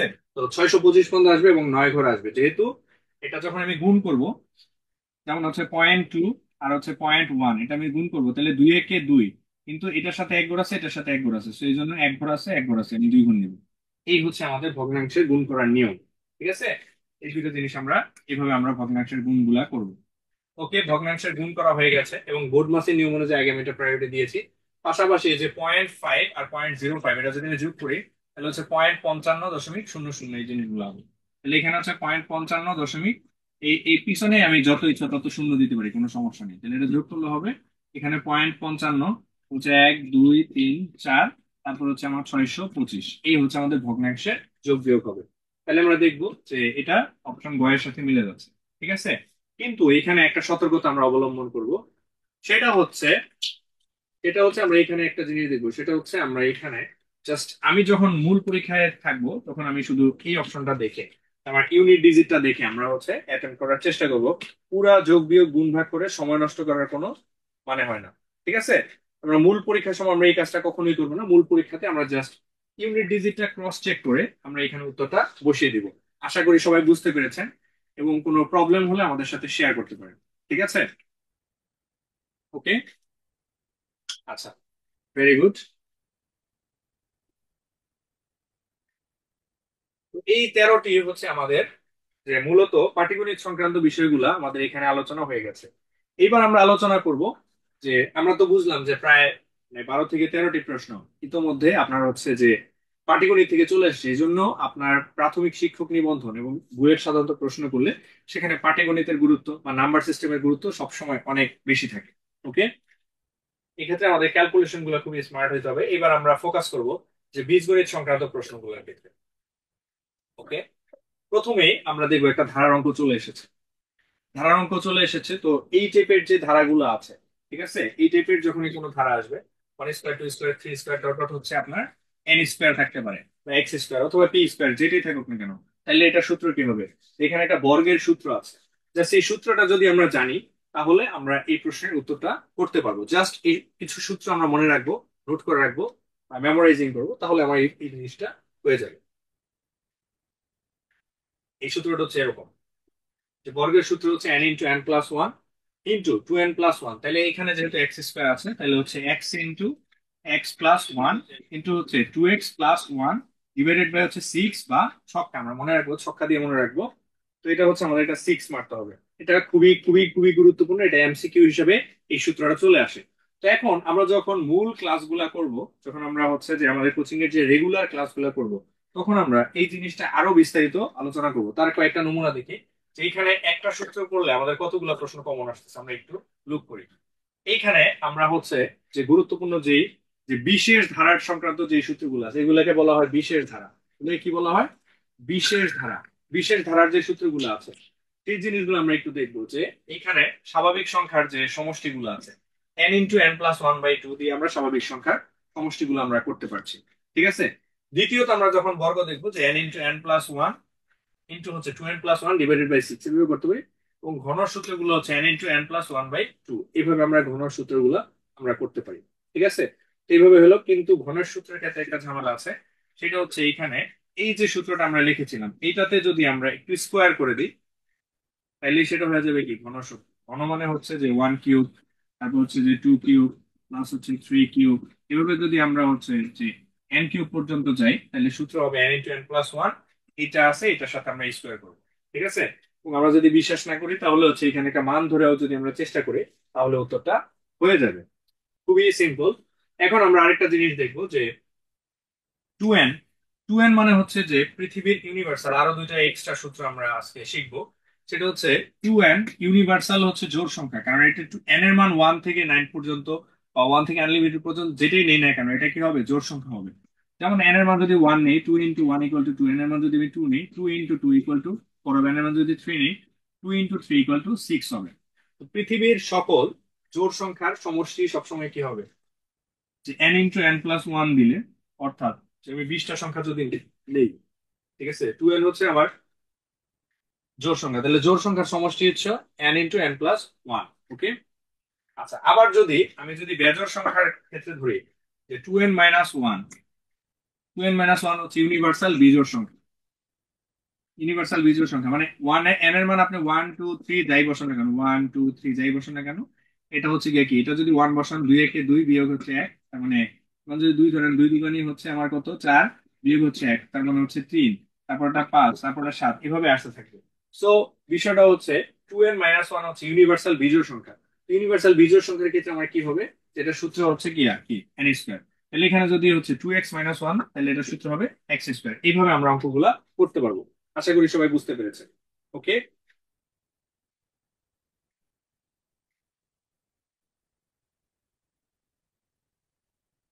ওকে, তাহলে এইভাবে, এটা যদিও আমাদের হচ্ছে আজকের আলোচনার বাইরে, আমরা কিছু এক্সট্রা অঙ্ক দিয়েছি, এই অঙ্কের সাথে কিছু অঙ্কের রিলেশন আছে। সেগুলো হচ্ছে দেখেন, এইখানে 1 2 3 4 এভাবে 99 পর্যন্ত, অর্থাৎ স্বাভাবিক সংখ্যার সমষ্টি। আমরা জানি সূত্রটা হচ্ছে n × n+1/2। ওকে, তাহলে এই সূত্রটা আমরা যদি এখানে বসাই দিই, তাহলে আমরা উত্তরটা পেয়ে যাব। ঠিক আছে, এটা হবে 49 50। আরেকটা জিনিস আমাদের মনে রাখতে হবে, যে 1 থেকে 100 পর্যন্ত সংখ্যাগুলোর যোগফল হচ্ছে কত, 50 50, তাই না? এটা আমরা জানি, 1 থেকে 100 পর্যন্ত যদি সংখ্যা আমরা বলি, তাহলে এটার যোগফল হচ্ছে 50 50। তার মানে এখানে 99 বলছে, তাহলে আমরা আরেকটা বুঝি যে 99 মানে এখানে 100 সংখ্যাটা বাদ গিয়েছে। তাহলে 100 বাদ দিলে আমার কি হবে, যে 49 50। এটা আমরা মুখস্থ রাখবো, কারণ এটা বারবার পরীক্ষায় আসে। ঠিক আছে, এই এমসিকিউটা বারবার পরীক্ষায় আসে এবং অত্যন্ত গুরুত্বপূর্ণ। 1 থেকে 100 পর্যন্ত, অথবা 1 থেকে আমার 99 পর্যন্ত। ঠিক আছে। আচ্ছা, তো ইতোমধ্যে আমরা একটু বিজ্ঞাপন নিয়ে কথা বলবো। সেটা হচ্ছে আমাদের অলরেডি যে ক্যারিয়ার এইডে অলরেডি আমাদের বেশ কিছু কোর্স চলমান রয়েছে। এগুলোতে আপনাদের ওয়েলকাম। যেমন 47তম বিসিএস, অনলাইন অফলাইন দুইটাই চলছে। এবং আমাদের যে ব্রাঞ্চ গুলো আছে, অফলাইন ব্রাঞ্চ গুলো আছে, সেখানে আমাদের কোর্স গুলো চলমান আছে। এটা চলমান আছে আমাদের এখানে 48 স্পেশাল বিসিএস এক্সাম ব্যাচ আছে, অনলাইন অফলাইন দুইটাতেই আছে। সরি, 49 বিসিএস এর হচ্ছে গিয়ে কি অ্যাডভান্স ব্যাচ, অনলাইন এটা চলমান আছে। এবং 19তম শিক্ষক নিবন্ধন বা এনটিআরসি এর যে কোর্সটা আছে, এটা আমাদের এখানে চলমান আছে। তারপরে আমাদের এখানে হচ্ছে 18 এবং 19তম হচ্ছে গিয়ে কি, যে বিজেএস পরীক্ষার প্রিলি এবং লিখিত অনলাইন পরীক্ষা, এটা চলমান আছে। যে অ্যাডভোকেটশিপের প্রিলি লিখিত পরীক্ষা চলমান আছে। এছাড়া আমাদের প্রাইমারি 11 থেকে 20 গ্রেডের যে চাকরির প্রস্তুতি অনলাইন ব্যাচ। ঠিক আছে, আপনি সবগুলোতেই ওদের এখানে ক্লাস করার সুযোগ আছে। এবং আমাদের এখানে ক্লাসের স্পেশালিটি হচ্ছে, কারণ আমাদের এখানে শুরু থেকে শেষ পর্যন্ত আমাদের যে আহ, বিজ্ঞ শিক্ষক মন্ডলী যারা আছেন, তারা একইভাবে একই পেসে পড়িয়ে যান। ঠিক আছে, আমাদের ব্যাচ চলমান প্রক্রিয়া আছে। তো আপনারা যদি নিজেদেরকে সমৃদ্ধ করতে চান আর নিজেদেরকে আরো একটু প্রস্তুতি এগিয়ে রাখতে চান, তাহলে এটা আপনার জন্য খুব ভালো একটা অপরচুনিটি। ঠিক আছে। আচ্ছা, এবার আমরা হচ্ছে একইভাবে আমরা যে অঙ্কটা করছিলাম তার একটা নমুনা আমরা দেখবো। যে এইখানে আমার প্লাস স্কোয়ার যদি থাকে, যে এখানে যে বর্গের যদি সমষ্টি হয়, তাহলে আমরা বর্গের সূত্রটা অলরেডি জানি, x × x+1 2x+1/6। একইভাবে জাস্ট সূত্রটা যদি পাই, এখানে বিজোড় সংখ্যার সূত্র এটা কি হবে, এটা আমরা অলরেডি পড়েছি। এটা মানে হচ্ছে ইউনিভার্সাল বিজোড় সংখ্যা। বিজোড় সংখ্যার সূত্র হচ্ছে এন স্কোয়ার। তাহলে এখানে যেহেতু এক্স আছে, তাহলে উত্তর হবে এক্স স্কোয়ার। ওকে, এইবার আমরা হচ্ছে একটু ডিফারেন্ট মানে ইকুয়েশন সংক্রান্ত যে বীজগণিত গুলো আছে, এই জিনিসগুলো আমরা একটু দেখবো। যে বীজগণিত সংক্রান্ত বিষয়গুলো, যেটা হচ্ছে প্রাইমারি পরীক্ষায় আসে। x+5y ইকুয়াল টু হচ্ছে আমার হচ্ছে 24, এবং x=3y হলে y এর মান কত, এটা আমরা বের করবো। জাস্ট এটা সিম্পল ক্যালকুলেশন করলে উত্তরটা বের হয়ে যাবে। ঠিক আছে, x এর মান দেওয়া আছে কত, 3y। তাহলে এই মানটা আমি এখানে প্লাগ ইন করবো। এই x এর পরিবর্তে আমরা এখানে কি বসাবো, যে 3y বসাবো, +5y সমান সমান কত, 24। তাহলে হচ্ছে আমার 3 আর 5 কত হচ্ছে 8y সমান সমান কত, 24। তাহলে y এর মান কত হবে, যে 3 8 24, y এর মান হচ্ছে 3। তাহলে অ্যান্সার হবে কত, 3। খুবই সিম্পল। এটাকে আমরা আরেকটা বিকল্প ভাবে করতে পারি, সেটা হচ্ছে এখানে অপশন টেস্ট করে। আমরা কি করব, জাস্ট অপশন টেস্ট করে এই 3 7 8 এই জিনিসগুলো আমরা যদি এখানে পুট পুট করি, তাহলে আমরা কিন্তু উত্তরগুলা বের করে ফেলতে পারি। এভাবে আমরা অঙ্কটা করতে পারি। আশা করি সবাই বুঝতে পেরেছেন।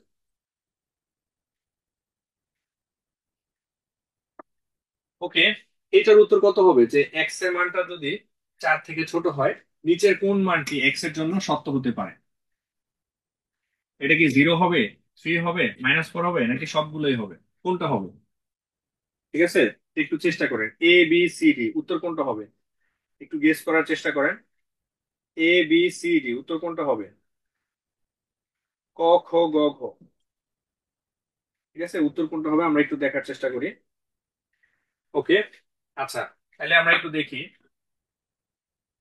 সেটা হচ্ছে এক্স এর মানটা 4 থেকে ছোট। তো এই জিনিসটা আমরা একটু বাঁকা করে, মূল পরীক্ষাতে আমরা একটু বাঁকা করে বা সংখ্যা রেখাটা একটু বাঁকা করে আঁকার চেষ্টা করব। কারণ সংখ্যা রেখাটা এদিকে হচ্ছে প্লাসের মানগুলো থাকে, এদিকে মাইনাসের মানগুলো থাকে। তো এটা আমরা দিয়েছি, এই জিনিসটা সব সময় সব সময় আমাদের চোখে ভাসতে হবে। ঠিক আছে, এইটা যখন আমাদের চোখে ভাসবে তখন আমাদের কাছে ম্যাথ গুলা খুব ইজি হয়ে যাবে। ওকে, এক্স এর মানটা হচ্ছে 4 থেকে ছোট, তাহলে আমরা এটা টার্গেট করলাম। এটা হচ্ছে 4, এক্স এর মানটা হচ্ছে আমার 4, 4 থেকে ছোট। 4 থেকে ছোট মানে হচ্ছে এইগুলা, মানে হচ্ছে 3 2 1 0, -2, -1, -4, এই জিনিসগুলো এদিকে থাকতে পারে।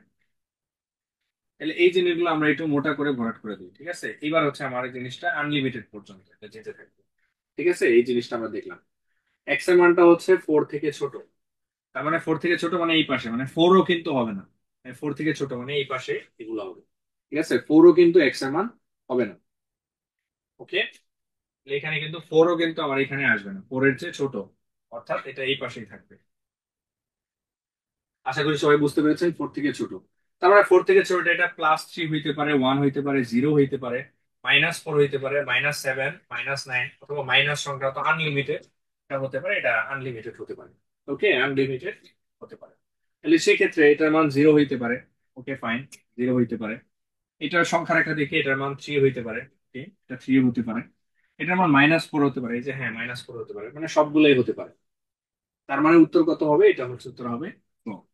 ঠিক আছে, এই জায়গার এই জিনিসটা আমরা খুব গুরুত্বপূর্ণ, এই স্মার্ট অ্যাপ্রোচটা, এটা সব সময় আমাদের চোখে ভাসতে হবে। ঠিক আছে, এটা যখন আমাদের চোখে ভাসবে তখন আমাদের বীজগণিত এটা আমাদের কাছে খুব একদম পানির মতো সহজ হয়ে যাবে। ঠিক আছে, আমাদের মানে চিন্তা শক্তিটা বাড়বে এবং আমাদের পারসেপশনটা আরো ভালো হবে। ঠিক আছে, আচ্ছা, এবার আমরা একটু অ্যাডভান্স লেভেলে ম্যাথ করব। সেটা হচ্ছে 12টি বই থেকে 5টি বই কত প্রকারে বাছাই করা যায়। ওকে, যেখানে 2টি বই সর্বদাই অন্তর্ভুক্ত থাকবে। 2টা বই যখন ফিক্স থাকবে তখন আমার একটা জিনিস মাথায় রাখতে হবে, যে আমরা 2টা বই বা 2টা বলের কথা চিন্তা করতে পারি। যেমন আমরা যদি এখানে দেখি যে একটা, দুইটা, তিনটা, চারটা, পাঁচটা, পাঁচটা বল নিতে হবে। তার মানে আমরা ধরে নিচ্ছি যে এটা ফিক্সড, এটা ফিক্সড, এটা যদি এখানে থাকে, এখানে এটা এখানে ফিক্সড, এটা এখানে ফিক্সড, এটা আছে, তো এটা নড়বে না এখান থেকে। তার মানে কি, এখানে কিন্তু পাঁচটা যেহেতু আছে, যে 5টা বই আমরা বাছাই করবো, এখানে 5টা বই না, তাহলে এখানে বই হয়ে গেল কয়টা? 3টা, কারণ 2টা কিন্তু অলরেডি এখানে ফিক্সড হয়ে গেছে। যেহেতু এটা ফিক্সড হয়ে গেছে সেহেতু এখানে বই আছে কয়টা? 3টা। আর এখানে 12টা থেকে যদি 2টা বই যদি ফিক্সড হয়ে যায়, তার মানে 12টা বই ছিল, টোটাল 12টা বই। 12টা বই থেকে 2টা বই চলে গেছে। ঠিক আছে, 12টা বই থেকে যদি 2টা বই চলে যায়, এখানে বই আছে কয়টা? 10টা। তার মানে আমাদের মূল জিনিসটা দাঁড়াইলো, আমাদের এখানে 10টা বই থেকে কয়টা সিলেক্ট করতে হবে? 3টা। তাহলে এই 10টা বই হচ্ছে এন, আর এটা সিলেক্ট করতে হবে কয়টা? এটা হচ্ছে আর। ঠিক আছে, দেখেন এই দুটো যেহেতু ফিক্স, তাহলে আমরা এই জায়গায় একটা বসাবো, এই জায়গায় একটা বসাবো, এই জায়গায় একটা বসাবো, এই জায়গায় একটা বসাবো, আবার এই জায়গায় একটা বসাবো, এই জায়গায় একটা বসাবো, এই জায়গায় একটা বসাবো, কিন্তু এই দুইটাতে আমরা কখনোই বসাইতে পারবো না, কারণ এই দুইটা আমার ফিক্সড হয়ে গেছে, এটা লক হয়ে গেছে। ওকে, তাহলে আমাদের এখানে যে 12টা বল ছিল বা 12টা বই ছিল, 12টা বই থেকে এখন 10টা বই আছে। আর এখানে 5টা বইয়ের যে জায়গা ছিল, এটার মধ্যে 3টা বই রাখার জায়গা আছে, বা 3টা বই আমি পিক করতে পারবো, 2টা পিক করতে পারবো না, কারণ 2টা অলরেডি ফিক্সড হয়ে গেছে। তো যখনই ফিক্সড হয়ে যাবে তখন এটা লক হয়ে যাবে বা বাদ হয়ে যাবে, এটা আমরা কাউন্ট করতে পারবো না। এই হচ্ছে বিষয়। আমরা যদি সূত্র দিয়ে দেখি, তো সূত্র আমরা গতানুগতিক যে সূত্র আছে এটা দিয়ে আমরা করার চেষ্টা করব। যে এখানে আমার যে সিলেকশন করার ক্ষেত্রে সূত্র হচ্ছে যে n factorial divided by r factorial, n minus r factorial, এইভাবে আমরা এটা করতে পারি। তাহলে এখানে n বা সবগুলা রাশি বা সবগুলা সংখ্যা কত? আমার 10 আছে এখানে। তার মানে কত? এখানে আমার 10 ফ্যাক্টোরিয়াল। আর এখানে r এর মান হচ্ছে 3, কারণ এখানে আমি 3 ঘর পর্যন্ত নিব, এখানে 3টা সিলেক্ট করতে পারবো, এর জন্য 3 factorial. n minus r factorial, অর্থাৎ 10 বিয়োগ হচ্ছে 3 ফ্যাক্টোরিয়াল। ওকে, তাহলে এটাকে যদি সিম্পলিফাই করি তাহলে হচ্ছে এখানে থাকতেছে 10 ফ্যাক্টোরিয়াল। আমরা 10কে আমরা হচ্ছে ফ্যাক্টোরিয়াল মানে হচ্ছে কি উল্টা দিক থেকে গুণ হতে যাবে, 1 থেকে ওই সংখ্যা পর্যন্ত গুণ হতে হবে, যে 9, 8, তারপরে হচ্ছে আমার হচ্ছে যে 7, ঠিক আছে, তারপরে হচ্ছে 6, এভাবে করে আমার এটা গুণ হতে থাকবে, কন্টিনিউয়াসলি গুণ হতে থাকবে। ঠিক আছে, কিন্তু আমরা এখানে 7 পর্যন্ত আটকে যাব। কেন আটকে যাবো আমরা একটু দেখি।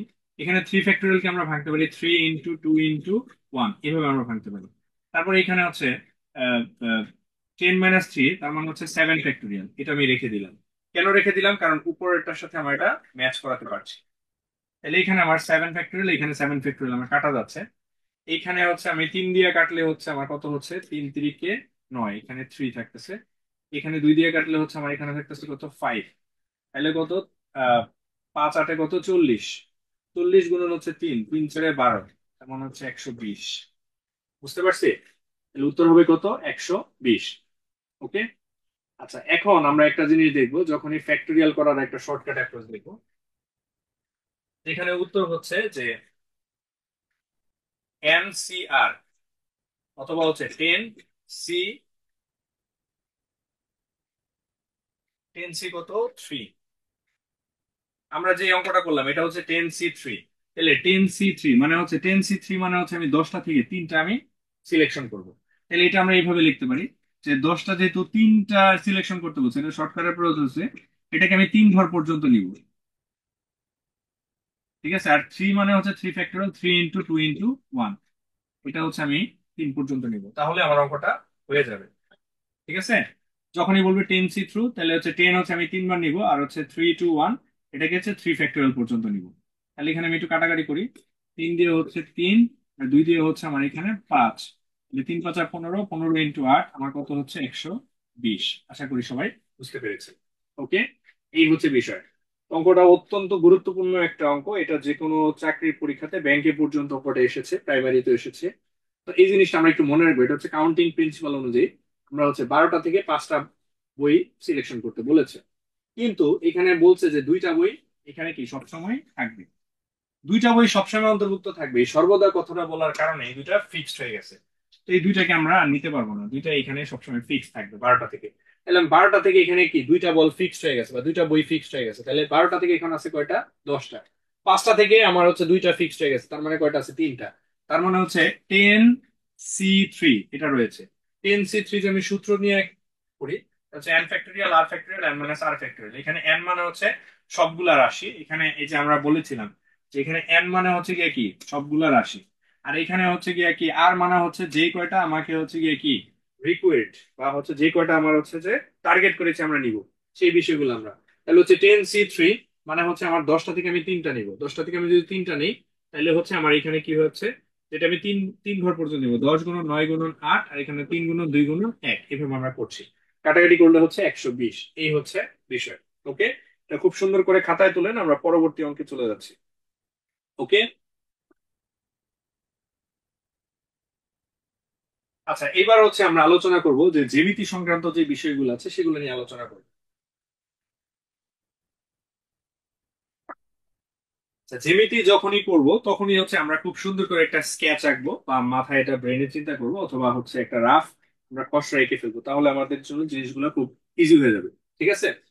তা আমাদের এই জ্যামিতির ক্ষেত্রে দেখি যে যে যে কোনো চতুর্ভুজের কেবল 2টি বিপরীত বাহু পরস্পর সমান্তরাল তাকে কি বলা হয়। এইখানে একটা জিনিস খেয়াল করবে, যেখানে কেবল কথাটা বলছে, কেবল 2টা বিপরীত বাহু এবং হচ্ছে কি কি পরস্পর সমান্তরাল, এখানে 2টা শর্ত দিয়েছে। আচ্ছা, এইখানে আমি যদি দেখি যে চতুর্ভুজ কি, 4টা বাহু দ্বারা ট্রাপিজিয়াম একটা চতুর্ভুজ, রম্বস একটা চতুর্ভুজ, সামান্তরিক একটা চতুর্ভুজ, তাহলে সবগুলো কিন্তু চতুর্ভুজের মধ্যে পড়তেছে। ঠিক আছে।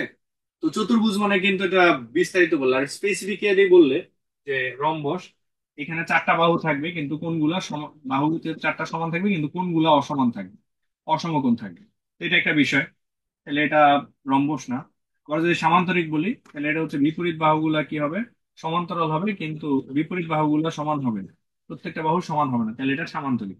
কিন্তু যখন আমরা ট্রাপিজিয়ামের কথা বলবো, ট্রাপিজিয়ামের কথা বললে 2টা বাহু পরস্পর সমান্তরাল কিন্তু অন্য 2টা বাহু কি সমান্তরাল হবে না, জাস্ট 2টা বাহুই সমান্তরাল হবে, বাকি 2টা বাহু সমান্তরাল হবে না, এবং 4টি বাহু দ্বারা সীমাবদ্ধ ক্ষেত্র।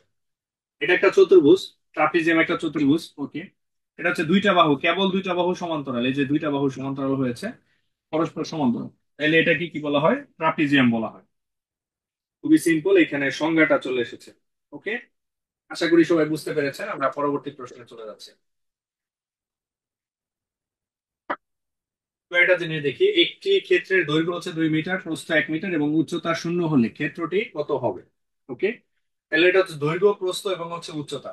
ঠিক আছে, আমরা যখন দেখবো যে আমরা 3D কথাটা বলবো, ঠিক আছে, 3D আমরা যদি একটা বিন্দুর কথা বলি তাহলে এটার কোনো কি অবস্থান আছে, কিন্তু দৈর্ঘ্য, প্রস্থ, উচ্চতা কোনো কিছুই নাই। আমরা যদি একটা রেখা বলি, এটার হচ্ছে আপনার দৈর্ঘ্য আছে কিন্তু এটার প্রস্থ নাই এবং উচ্চতাও নেই। কিন্তু যদি আমরা একটা 3D অবজেক্টের কথা বলি, ঠিক আছে, এখানে কোনো 3D অবজেক্টের কথা বলি, ঠিক আছে, তাহলে এটা কি আছে, দৈর্ঘ্য আছে, প্রস্থ আছে এবং কি, এই যে দৈর্ঘ্য আছে এবং এদিক দিয়ে প্রস্থ আছে এবং এটা কি উচ্চতাও আছে। তো এই ক্ষেত্রে আমরা দেখবো 3D বা 3টা ডাইমেনশন থাকবে। কিন্তু যখন আমার এখানে বলছে এটা দৈর্ঘ্য আছে, প্রস্থ আছে কিন্তু উচ্চতা 0, আমার এটা 2টা ডাইমেনশন আছে, একটা ডাইমেনশন নাই। ওকে, আর 3টা ডাইমেনশন থাকলে এটাকে বলা হয় 3D। ওকে, খুবই সিম্পল। ওকে, তাহলে আমরা যদি বলি বিন্দুর কথা বলি, এটার কোনো অবস্থান নাই, কোনো ডাইমেনশন নাই। যদি আমরা একটা রেখার কথা বলি, তো শুধু একটা দৈর্ঘ্য আছে, মানে একটা ডাইমেনশন আছে। আমরা যদি একটা চতুর্ভুজের কথা বলি, ঠিক আছে, তাহলে এটার হচ্ছে গিয়ে কি যে 2টা ডাইমেনশন আছে, দৈর্ঘ্য আছে, প্রস্থ আছে। ঠিক আছে, কিন্তু আমরা যদি একটা ঘনবস্তুর কথা বলি, তখন এটা 3টা ডাইমেনশন আছে, দৈর্ঘ্য আছে, প্রস্থ আছে, উচ্চতা আছে। তখন এটা হচ্ছে ত্রিমাত্রিক। আর আমরা যখন বলবো যে দৈর্ঘ্য আর প্রস্থ আছে, উচ্চতা নাই, তখন এটা হচ্ছে দ্বিমাত্রিক, বা হচ্ছে এটাকে বলা হয় 2D বা 2 ডাইমেনশনাল। ওকে, আশা করি সবাই বুঝতে পেরেছেন। ওকে, তাহলে আমরা পরের প্রশ্নে চলে যাচ্ছে।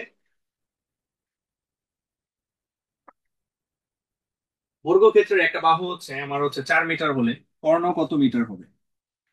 ওকে, বর্গক্ষেত্রের একটা বাহু হচ্ছে আপনার 4 মিটার, তাহলে এটার কর্ণ কত হবে? বর্গক্ষেত্রের একটা বাহু, তো আমরা একটা বর্গক্ষেত্র আঁকি, এরকম একটা বর্গক্ষেত্র আঁকলাম। তাহলে একটা বাহু হচ্ছে আমার 4 মিটার, তাহলে এটার কর্ণ কত হবে? আমরা জানি যে এটার ক্ষেত্রে একটা সূত্র আছে, যে এটার বাহু যদি এ হয়, বাহু যদি এ হয়, বাহু যদি এ হয়, তাহলে কর্ণ হবে A√2। তাহলে এটার বাহু যদি আমার হচ্ছে প্রত্যেকটা যদি বাহু যদি আমার 4 হয়, তাহলে এটা হবে কত, 4√2, উত্তর হচ্ছে 4√2। ওকে, আচ্ছা, একইভাবে এই জিনিসটা অরিজিনালি আসছে কোত্থেকে, আমরা এটা একটু দেখবো।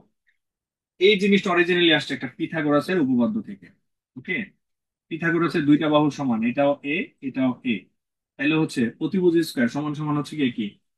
আমরা এটার জন্য আগের একটা অঙ্ক দেখি। এই যে এই জিনিসটা চলে আসছে, আমরা একটু মনোযোগ দিই। আমরা জানি পিথাগোরাসের উপপাদ্য, যে পিথাগোরাসের যে ট্রিপলেটটা আছে সেখানে আমরা দেখবো যে পিথাগোরাসের উপপাদ্য অনুসারে এটা যদি আমি সি ধরি, এটা যদি আমি বা এটা আমি ধরলাম হচ্ছে এ বি, এটা হচ্ছে বি, তার মানে হচ্ছে আমার অতিভুজ স্কয়ার, অতিভুজ স্কয়ার সমান সমান হচ্ছে গিয়ে কি ভূমি স্কয়ার প্লাস হচ্ছে লম্ব স্কয়ার। ওকে, তাহলে সি স্কয়ার সমান সমান এ স্কয়ার প্লাস বি স্কয়ার, এটা আমি যে পিথাগোরাসের উপপাদ্য, মানে এটার উপর যদি আমরা একটা বর্গক্ষেত্র আঁকি, এটার উপর যদি আলাদা একটা বর্গক্ষেত্র আঁকি, এটার উপর যদি আমরা আলাদা একটা বর্গক্ষেত্র আঁকি, ঠিক আছে, এই জিনিসটা টোটালি হচ্ছে গিয়ে কি এই এই এইটার এটার যে ক্ষেত্রফল আছে এই 1, এই 2 এর ক্ষেত্রফল আছে, এই 3 এর যে ক্ষেত্রফল আছে এটার কি সমান হবে, এই দুটার যোগফল এটার কি হবে, সমান হবে। এই হচ্ছে পিথাগোরাসের ট্রিপলেট বা পিথাগোরাসের উপপাদ্য। তো সেই ক্ষেত্রে আমরা কিছু সূত্র মনে রাখি। তো সেই ক্ষেত্রে একটা জিনিস মনে রাখতে হবে, এই বাহুটা যদি 3 হয়, এটা যদি 4 হয়, এটা অলওয়েজ কি হবে, 5 হবে। ওকে, তার মানে একইভাবে আমরা যদি একটু চিন্তা করি যে অতিভুজ 5 দেওয়া আছে, তাহলে একটা বাহু 3 দেওয়া আছে, তাহলে অপর একটা বাহু কি অটোমেটিক্যালি কি হবে, 4 হবে। একইভাবে তাহলে একটা বাহু যদি 3 হয়, এটা যদি 4 হয়, এটা কত হবে, 5। এটা যদি 5 হয়, এটা যদি 12 হয়, তাহলে অতিভুজটা কি হবে, 13। একইভাবে এটা যদি এক্স হয়, এটাও যদি এক্স হয়, তো দুইটা বাহু যদি সমান হয়, তাহলে আরেকটা কি হবে, x√2। এই জিনিসটা বর্গক্ষেত্রের ক্ষেত্রে আমার অ্যাপ্লিকেবল হবে। একইভাবে একটা বাহু যদি এক্স হয়, এটা যদি x√3 হয়, তাহলে এটা হবে কত, 2x। এটা হচ্ছে 30, 60, 90 ডিগ্রি কোণের ক্ষেত্রে বাহুগুলোর রেশিও।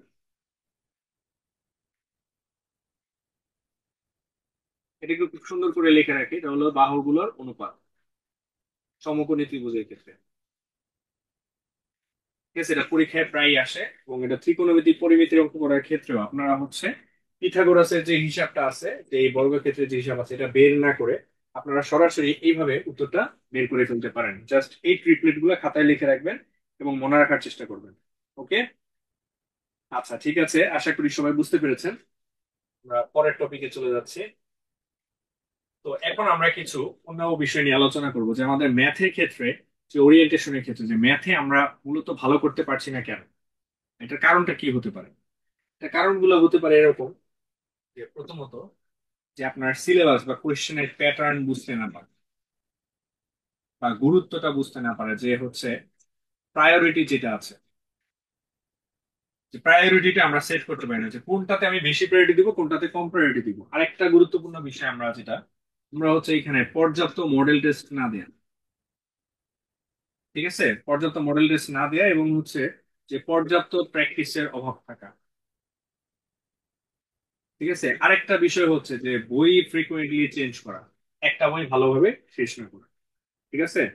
আপনার কবিগুরু রবীন্দ্রনাথ একটা কথা বলেছেন, আমরা আরম্ভ করি শেষ করি না, আরম্ভ করি কাজ করি না। তো আমরা হচ্ছে যে কোনো একটা টপিক ধরে আমরা এটা প্রপারলি শেষ করি না, প্রপারলি ফিনিশ করতে হবে, ঠিক আছে। তো আমাদের যে যে বইগুলো আছে বা আমাদের যে বইগুলো আছে বা যে কোনো একটা শীট আছে, এটা ধরে আপনারা পুরোপুরি কমপ্লিট করার চেষ্টা করবেন, একটা বই খুব ভালো করে শেষ করবেন। আমাদের যে লেকচার শিট গুলো আছে বা ক্লাসের যে পিডিএফ গুলো দেওয়া হবে, শিট গুলো দেওয়া হবে, এই জিনিসগুলো খুব সুন্দর করে শেষ করে ফেলতে হবে। ওকে, তাহলে এটার ক্ষেত্রে আমাদের যে সমাধানটা কি হতে পারে আমরা একটু দেখি। আমাদের ক্ষেত্রে এখানে সমাধানটা কি হবে আমরা একটু দেখি, আমাদের কি করণীয়। তাহলে আমাদের এখানে যে জিনিসটা করতে হবে, আমরা হচ্ছে যে একটা বই বা একটা টপিক খুব সুন্দর করে আমাদের কি করতে হবে, ফিনিশ করতে হবে, প্রপারলি ফিনিশ করতে হবে। তারপরে হচ্ছে পর্যাপ্ত মডেল টেস্ট দিতে হবে, কারণ মডেল টেস্ট না দিলে পরীক্ষার হলে যে অঙ্কটা মিলবে না। এবং আপনারা দুইটা অ্যাপ্রোচে করতে পারেন, প্রতিদিন 1 থেকে 2 ঘন্টা মিনিমাম অঙ্ক করবেন, অথবা প্রতিদিন হচ্ছে 10টার বেশি, মিনিমাম 10টা প্রতিদিন অঙ্ক করতে হবে। মানে প্রতিদিন কোনোভাবেই মিস করা যাবে না, যে প্রতিদিন রেগুলার ম্যাথ করতে হবে, ঠিক আছে। আরো একটা বিষয় হচ্ছে যে আপনার যে বিষয়গুলো আছে, যে আমাদের বই বা হচ্ছে যে আমাদের যে শিট গুলো আছে, এগুলা প্রপারলি শেষ করবেন। এবং যে কোনো কোর্স বা হচ্ছে যে কোনো টিচারের কোর্স যদি করেন, এটা খুব ভালো। তো আমাদের যে কোচিং আছে, এটা যখন আপনারা প্রপারলি করবেন, এটার আমাদের যে ক্লাসগুলো আছে এগুলো একটু লিখে লিখে লিখে লিখে প্রপারলি শেষ করবেন, এবং হচ্ছে পারলে নোট করে ফেলবেন। এবং একটা ক্লাস 2 বার 3 বার করে করার চেষ্টা করবেন, সময় থাকলে একটা ক্লাস, যে আমাদের যে লাইভ ক্লাস গুলো আছে এগুলো 2 বার 3 বার করে করার চেষ্টা করবেন, তাহলে আপনাদের কোনো সমস্যা হবে না। আচ্ছা, আপনাদের আরো কোনো প্রশ্ন থাকলে আমরা একটু নিব, যদি হ্যাঁ, রাবেয়া, তারপর হচ্ছে মোজাম্মেল ভাই আছেন, তারপর হচ্ছে ইয়াসমিন আপু আছেন। আপনাদের কোনো প্রশ্ন থাকলে আমরা প্রশ্নগুলো নিব। আর যুক্ত থাকার জন্য অনেক ধন্যবাদ। দূর করো গণিত ভীতি, বেকারত্বের হবে ইতি। ঠিক আছে, তো আজকে আমাদের আলোচনা এই পর্যায়ে শেষ। তো আমরা কিছু জিনিস দেখবো যে আমাদের ইতোমধ্যে যে প্রাইমারির হচ্ছে যে আহ, শিক্ষক নিবন্ধন, তারপর হচ্ছে সহকারী প্রাথমিক শিক্ষক নিয়োগ সংক্রান্ত যে বিশাল বড় একটা সার্কুলার আসতেছে, তো এটা একটা সুবর্ণ সুযোগ। বাট আপনি যদি প্রস্তুত না থাকেন তাহলে এটা অনেক বড় একটা সমস্যা। তো নিজেকে প্রস্তুত করার জন্য এবং আমাদের যে পরবর্তী কোর্সগুলো আছে এগুলোতে আপনারা যুক্ত হতে পারেন। তো আমাদের এখানে সরাসরি বিকাশ পেমেন্টের মাধ্যমে ভর্তি হতে পারেন, অথবা আমাদের যে ব্রাঞ্চ গুলো আছে সেখানেও ভর্তি হতে পারেন। আমাদের এখানে যে কোর্সের মধ্যে যেটা থাকবে, আমাদের হচ্ছে একটা লেকচার বুক পুরোপুরি থাকবে, এবং আমাদের মোট লেকচারের সংখ্যা 60টি থাকবে। এছাড়াও আমাদের ম্যাথের ক্ষেত্রে যে কোনো সময় দরকার হলে আপনারা স্পেশাল লাইভ ক্লাস পাবেন। তারপরে হচ্ছে যে সর্বমোট ক্লাস থাকবে হচ্ছে যে আমার 90টি ক্লাস থাকবে। এখানে রিভিউ ক্লাস থাকবে, ক্লাস টেস্ট থাকবে, রিভিউ ক্লাস থাকবে 20টা। তারপরে হচ্ছে আমাদের এখানে অ্যাসেসমেন্ট টেস্ট হবে 10টা। এটা খুব গুরুত্বপূর্ণ, কারণ ধরে এটার বেস ধরে আপনার সিলেবাসটা কমপ্লিট করবে। সাবজেক্ট ফাইনাল, আমি সবসময় গুরুত্ব দিই সাবজেক্ট ফাইনাল পরীক্ষাগুলো দিয়ে। আমি যখন পরীক্ষা দিতাম তখন এইটাকে টার্গেট করে আমি আমার বইটা শেষ করতাম। সাবজেক্ট ফাইনাল হচ্ছে যে আপনার যে পুরা যে বইটা আছে এটাকে 3টা 4টা ভাগে ভাগ করে আপনি পরীক্ষা দিবেন, একটা একটা করে পার্ট আপনারা শেষ করে ফেলবেন, একটা একটা করে পার্ট শেষ করবেন, পরীক্ষা দিয়ে ফেলবেন, তাহলে এই বইটা প্রপারলি ফিনিশ হবে। তারপরে হচ্ছে মডেল টেস্ট, আপনারা যদি মডেল টেস্টটা 10টা মডেল টেস্ট যদি প্রপারলি দেন, এখান থেকে প্রশ্ন কতটা কমন আসলে সেটা গুরুত্বপূর্ণ না। কিন্তু এটার মাধ্যমে আপনার হচ্ছে যে যে আইডিয়া, যে পারসেপশন একটা তৈরি হবে, একটা পারসেপশন তৈরি হবে যে সঠিক উত্তর দেওয়ার যে একটা পারসেপশন তৈরি হবে, এটা দরকার। এবং হচ্ছে ভুল যে হওয়ার প্রবণতাটা অনেক কমে যাবে। এবং আরো একটা গুরুত্বপূর্ণ বিষয় হচ্ছে যে এর মাধ্যমে আপনার 10টা মডেল টেস্টের মাধ্যমে আপনারা হচ্ছে যে টাইম ম্যানেজমেন্টটা আপনারা প্রপারলি শিখতে পারবেন। এই জন্য আমি আশা করব যে এটা খুব সুন্দর করে, এবং অবশ্যই যারা আমাদের কোর্সে ভর্তি হবেন প্রপারলি শুরু থেকে শেষ পর্যন্ত সবগুলো ক্লাস করার চেষ্টা করেন। এবং আপনার যেই সাবজেক্টে উইক এই ক্লাসগুলো 2-3 বার করে করার চেষ্টা করুন, এবং অবশ্যই শুরু থেকেই নোট করে পড়বেন। ঠিক আছে, একবার পড়বেন, যে প্রপারলি পড়বেন যাতে হচ্ছে এটা প্রপারলি শেষ হয়ে যায়। ঠিক আছে, আশা করি আমাদের যে পেজের অন্যান্য ভিডিওগুলো আছে, লাইভ ক্লাসগুলো আছে, সেগুলা নিয়মিত দেখার চেষ্টা করবেন, কমেন্টস করবেন, এবং হচ্ছে অবশ্যই অবশ্যই খাতায় তুলবেন, না হলে আপনারা মূল পরীক্ষাগুলোতে বা হচ্ছে অন্যান্য যে ক্লাসগুলো হয় তখন এটা প্রপারলি আপনাদের হচ্ছে কাজে আসে না। তো এটাকে লাইভ ক্লাস থেকে বা অনলাইন ক্লাস থেকে ম্যাক্সিমাম ইউটিলিটি পাওয়ার জন্য সবসময় যেটা করতে হবে, যে আমাদের যে লাইভ ক্লাসগুলো আছে এটার মাধ্যমে আপনার হচ্ছে যে লিখে লিখে ক্লাসগুলো করতে হবে। যখন আপনারা লিখে লিখে ক্লাসগুলো করবেন তখন এটা আপনার জন্য খুব ইফেক্টিভ হবে। তো আশা করি সবাই ভালো থাকবেন, সুস্থ থাকবেন, আর কমেন্টসে জানাবেন আপনার কোন ধরনের ক্লাস চান, যে পরবর্তী ক্লাসে দেখা হবে। আসসালামু আলাইকুম, শুভরাত্রি।